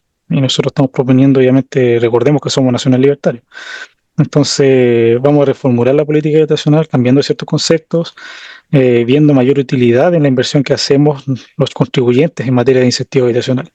Recordemos, somos los contribuyentes los que financiamos dichos programas. Ahora, ¿cuál es la visión? Obviamente es una devolución de impuestos otorgado a un contribuyente que se traduce en un incentivo habitacional. O sea, hay cosas que tenemos que ir cambiando conceptualmente en cómo vemos cierta materia, porque estamos acostumbrados al Estado subsidiario, a lo que nos establecieron los Chicago Boys, de cierta forma el Estado subsidiario que tiene que estar ahí, obviamente, y que la izquierda se ha aprovechado también para llenarnos de subsidios, para depender de ellos. O sea, recordemos que a la izquierda le conviene mantenernos pobres, o sea, a ellos odian la clase media, que exista la clase media, dado que piensan, digamos, y que pueden tomar decisiones, pueden financiarse, no dependen de ellos, de los burócratas que toman el poder en un estado y controlan qué hacen en los colegios. Bueno, no sé, el otro día estaba viendo el video del Instituto Nacional ahí, imagínense. Eh, entonces, se está permitiendo que ese estado, digamos, estos burócratas de izquierda hagan esas barbaridades con nuestros recursos, con nuestros impuestos. Entonces, en ese sentido, nosotros como Nacional Libertarios tenemos que ir cambiando ciertos conceptos de cómo entendemos la función y el funcionamiento del Estado. El Estado nos sirve a nosotros, esa es una gran premisa. El Estado es nuestro sirviente, no nosotros servir al Estado. Entonces ahí entra también la materia ya como se llama el sector privado, la atención que tiene el Estado respecto a nosotros. O sea, si hay un incentivo, si hay trámites, yo no tengo que ir a rogar al servicio de impuestos internos, registro civil, a que me entreguen un papel. O sea, es insólito que actualmente todavía siga siendo prácticamente penoso hacer trámite en el aparataje estatal. Es un pésimo servicio. O sea, tenemos que admitir eso, el registro civil, todo el tema, eh, son pésimos servicios en materia de la atención que nos brinda ese Estado, que tiene que servirnos, que tiene que darnos una atención de calidad. Entonces tenemos que ir cambiando esos conceptos de cómo nosotros vemos al Estado, que el Estado en verdad es una organización de humanos, de carne y hueso, en este instante gobernada por zurdos, encima, que solo tienen intereses propios en mantener ese Estado para mantener sus beneficios, mantener sus sueldos, mantener con trabajo a su familia, al perro, al gato, a quien sea, ¿sí? Meten ahí en ese Estado. Entonces, de esa forma ellos mantienen su poder, mantienen su estatus, mientras a costa de todos nosotros. Entonces, tenemos que ir cambiando ese concepto, obviamente, de cómo nosotros estamos viendo ese Estado que la izquierda ha acostumbrado, obviamente, a la ciudadanía, a un Estado omnipresente, casi un dios, básicamente, que se tiene que hacer cargo de todo. Nosotros somos, como le digo, nacional libertario, o sea, tenemos la libertad de elegir dónde queremos vivir, qué queremos hacer, dónde queremos educar a nuestro hijo. Entonces, en ese sentido, el incentivo habitacional, cambiando por la palabra de subsidio e incentivo, debería permitir al contribuyente elegir dónde quiere vivir, cómo quiere vivir y qué casa quiere comprar, por ejemplo. Entonces, nosotros vamos en esa dirección en la política habitacional. Queremos lo que hay actual en materia de política habitacional, ampliar los rangos, obviamente, de requisitos, ir reduciendo los requisitos actuales que hacen que la clase media no pueda competir por un incentivo. Realmente hay un gran número de la clase media que es rica para los bancos, no, que es pobre para los bancos y rica para el Estado, por ejemplo. Entonces, que no reciben un incentivo. La gracia es que eliminemos ciertas franjas, ciertos requisitos, para que haya competencia más natural por ese incentivo habitacional. Y el Estado cumple un rol de incentivo, ojo, por eso se cambia. ¿Incentivo a qué? Incentivo a la compra de una vivienda. O sea, el Estado, con digamos, la evolución de ese impuesto, ese incentivo, eh, de cierta forma incentiva que el individuo obviamente acceda a un crédito hipotecario, que normalmente no lo podría acceder por el tema de los pies, las tasas de interés. Entonces, hace un incentivo, una inversión. Y nosotros ahí proponemos en materia de política tradicional que esa inversión que hace el contribuyente obviamente tenga una rentabilidad. O sea, nosotros esperamos que si del Estado se va a invertir algo o se va a hacer un incentivo con la plata de todos los chilenos, los contribuyentes y devolución de impuestos también, hay una rentabilidad. Eso es sumamente importante, hay una retribución que sea medible. Entonces, y como eso, por ejemplo, si se construye una urbanización o una población, deberíamos ver indicadores de mejora en temas de educación, en mejora en los ingresos, todo ese tipo de mejora en la calidad de vida, por ejemplo, salud, todo eso. O sea, recordemos que si una persona vive en una situación de vulnerabilidad en materia de vivienda, no sé si el agua, si se le pasa el agua o tiene humedad, la persona se enferma más, los niños se enferman más, asisten menos colegios. Entonces viene una serie de factores sociales que afectan a una familia que vive en una situación de vulnerabilidad. Por ejemplo, si el Estado invierte, obviamente, en estos incentivos, deberíamos ver una disminución significativa en esas externalidades que habían antes. Y ahí se empieza a producir una rentabilidad de esa inversión, de ese incentivo. ¿Por qué? Porque la persona empieza a trabajar, tiene mejor calidad de vida, mejor salud, mejor educación. Por lo tanto, la contribución que va a hacer, obviamente, aumentar después, por la productividad que va a tener esa persona. Eso, Gracias, Pablo. estimado. Hay una pregunta del doctor Iván Mímica. que dice si se ha pensado en restringir la construcción habitacional en Santiago para que no se convierta en una mega metrópoli con sus problemas asociados. ¿Cuáles son los problemas asociados actualmente de la mega metrópoli? Tenemos alta distancia en materia de movilidad. Eventualmente podríamos tener problemas con el tema de la contaminación. Ahora, nosotros no estamos a favor de restringir, recordemos ese sentido.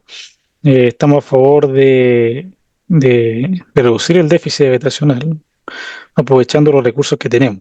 En primer lugar, terreno disponible, subutilizado. Ya sea en la misma urbanización que ya existe, hay terreno que se puede utilizar en construcción de vivienda, en varias comunas de la ciudad, que actualmente no permite, que ya tiene servicio, que ya tiene metro y todo el tema, pero que no permite una construcción en altura y una menor densificación. Nosotros estamos a favor a incentivar a los municipios para que obviamente en sus planos reguladores en ciertas zonas estratégicas haya mayor densificación y que obviamente los sistemas básicos como agua sobre todo y los sistemas de movilidad y las calles y todo eso tengan obviamente correctamente medido el impacto de aumentar la densidad y la altura.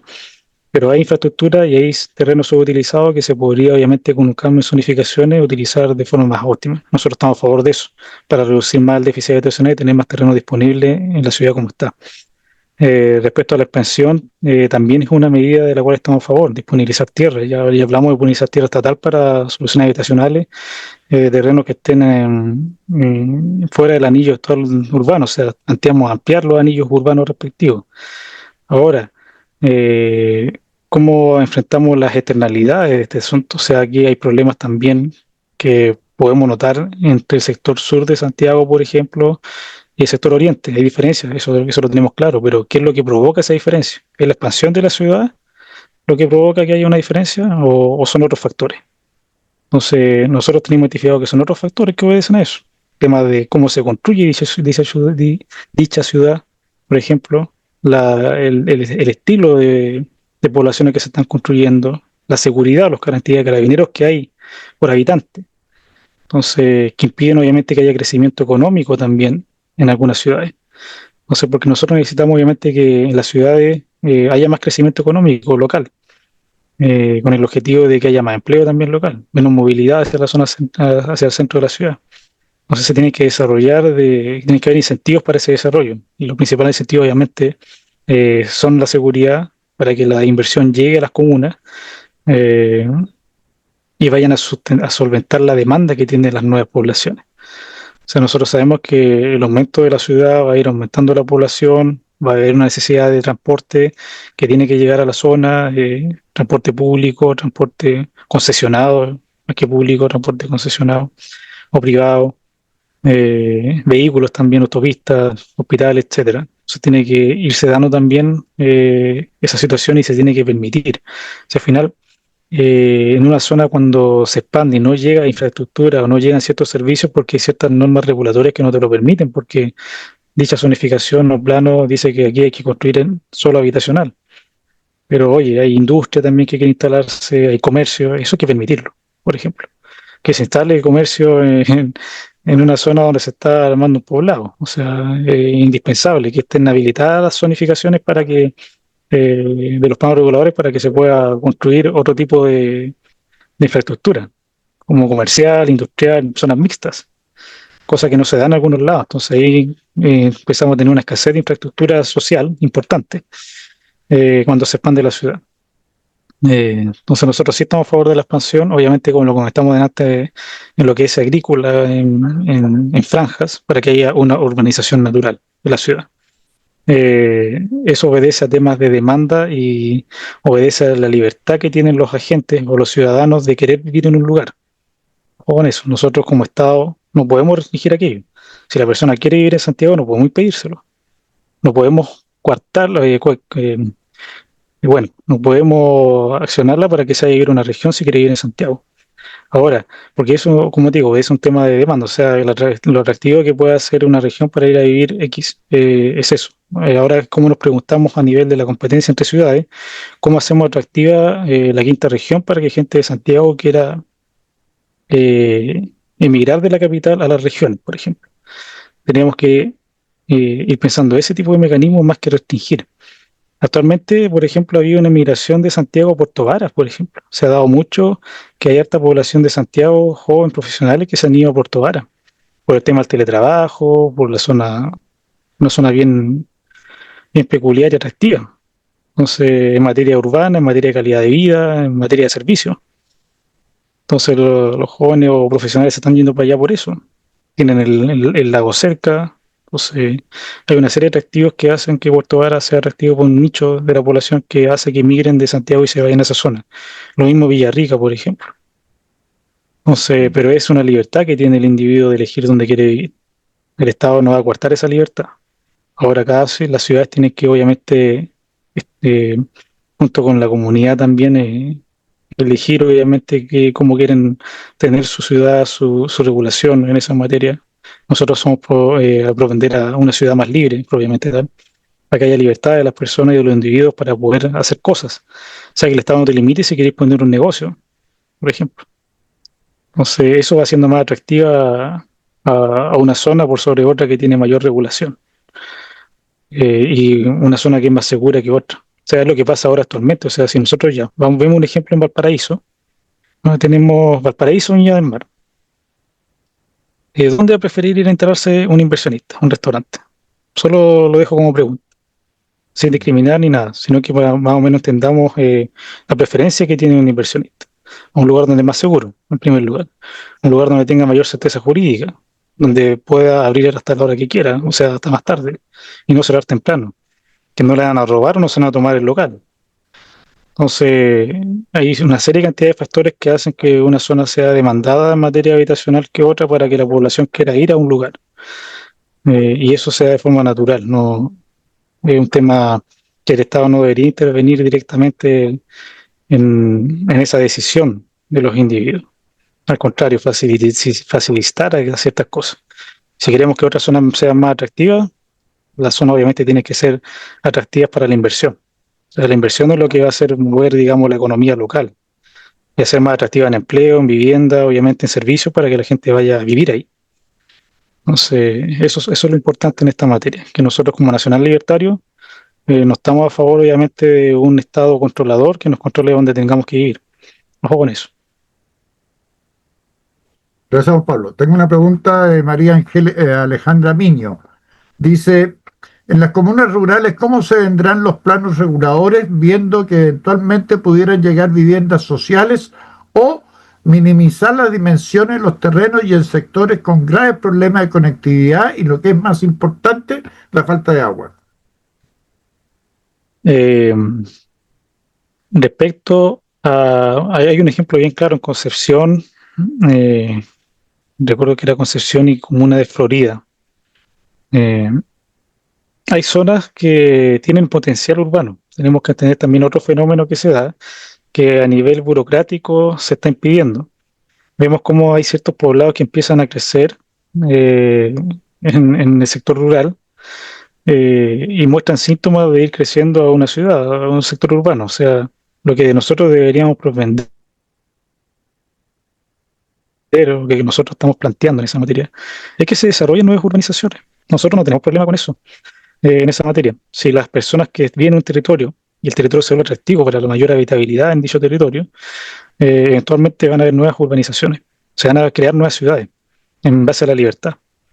Entonces, a nivel rural, no debería ser extraño que con políticas más liberales, en ese sentido, se creen nuevas ciudades.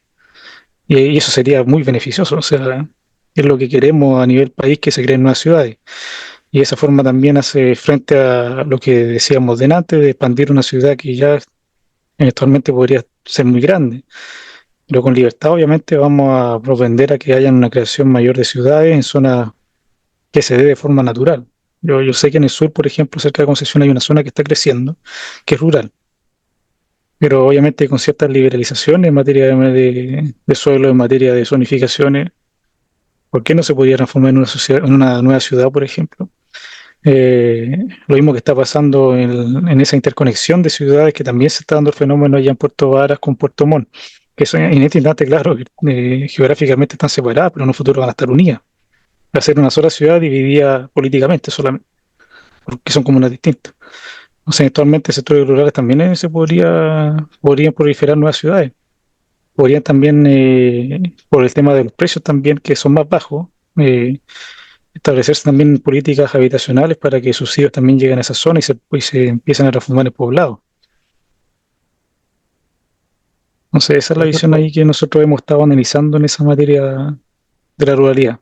Respecto al agua potable, sí, creo que falta esa pregunta. También hemos analizado el tema del agua potable y sobre todo en temas rurales queremos avanzar obviamente, a que hay un 100% de agua potable en todas las zonas rurales. Actualmente llega a cerca del 89% y un 11% que no tiene acceso al agua potable. Ahí hay varios mecanismos que han funcionado bastante bien, como las cooperativas de aguas rurales. Entonces, que han tenido una excelente gestión, autogestión, obviamente, para acceder al agua potable. Entonces, hay que fomentar esos mecanismos que ya existen, de autoorganización, para que el agua potable llegue a las zonas rurales en su totalidad. Pero como te comento, autogestión, un rol más del Estado de facilitador, como hemos hablado inicialmente, pero mucho rol protagónico de los individuos, de la sociedad, de las comunidades, en hacerse cargo de la situación en la que están. Eso es muy importante. El Estado no impedir dichas cosas, sino que facilitar que eso suceda. Gracias, Pablo. Por último, tengo la palabra, está pidiendo la palabra el señor Ivo, y con esto terminaríamos y de antemano agradecer tu paciencia y buena voluntad. Ivo, adelante, por favor. Ivo, estás muteado. Ahí sí, ¿no es cierto? Sí, ahí sí. Ya, mira, tengo una duda respecto, por ejemplo, aquí en Santiago tenemos un área que es todo lo de Avenida Mata hacia el sur, que en la época del alcalde Toá, de Carolina Toá, si mal no recuerdo, digamos, declaró todo eso como una zona patrimonial, o prácticamente patrimonial, con la idea de hacer restaurantes o cosas medias, digamos, de interés patrimonial, por decirlo de alguna forma, que si no me equivoco llega de Mata a Franklin, una cantidad de cuadras bastante grande, deben ser unas 15 cuadras de norte a sur, y partiendo desde Vicuña Maquena hasta la norte-sur, que deben ser otras 20 cuadras.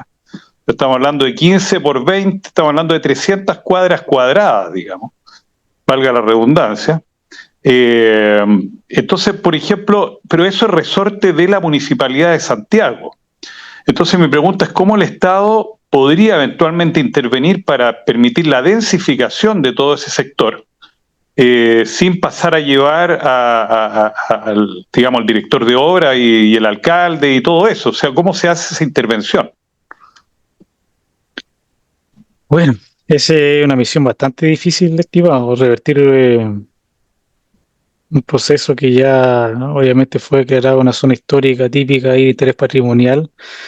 Es un acto administrativo obviamente complicado, no es unilateral, tampoco es algo que se acuerda entre varias partes en dicho momento, y se declara como zona patrimonial, y eso obviamente tiene implicancia directa en la propiedad, en el desarrollo urbano, y como te comentaba, revertirla eh, es algo complicado. O sea, primero hay que entender las implicaciones de lo que se busca proteger al declarar una zona patrimonial. O sea, ahí obviamente hay un tema, yo diría que político, sí, en querer proteger algo que tiene un valor histórico, arquitectónico, urbanístico, cultural, y de cierta forma eso empieza a tener ciertas restricciones al ser declarada una conservación histórica, como restricciones en temas de construir ciertas cosas, demoler la construcción que es declarada patrimonio, y se busca conservar ese estilo, esas materialidades, la fachada original, por ejemplo, la altura, los elementos arquitectónicos. Como te comento, revertirlo es sumamente complicado. De hecho, te diría que probabilidades de éxito en esa materia igual son bajas.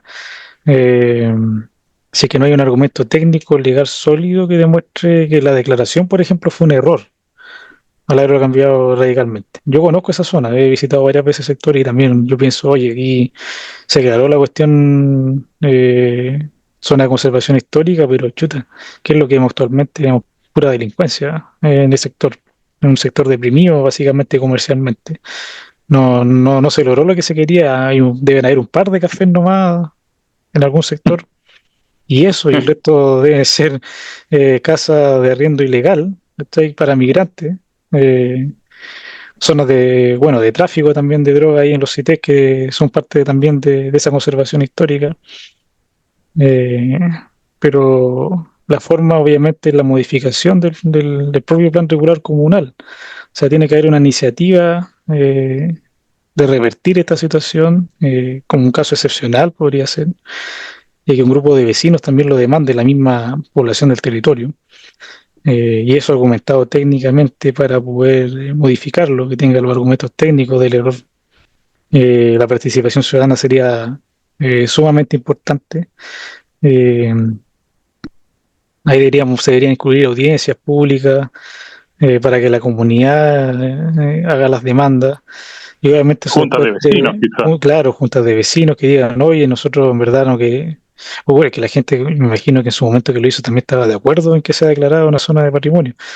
Pero ahora, por ejemplo, si se arrepienten, claro, deben elaborar todo un tema de acuerdos consensuados para decir que no lo quieren aquello y que quieren obviamente una zona más productiva. Eh, y ya eso debería pasar por el Consejo Municipal, y el Consejo también lo apruebe, y ahí hay harto tema político también. Y que luego lo ratifique el Ceremi de Vivienda y Urbanismo y que lo apruebe el Consejo Regional. Ahora eso puede tomar años, ese es el asunto. Y es caro.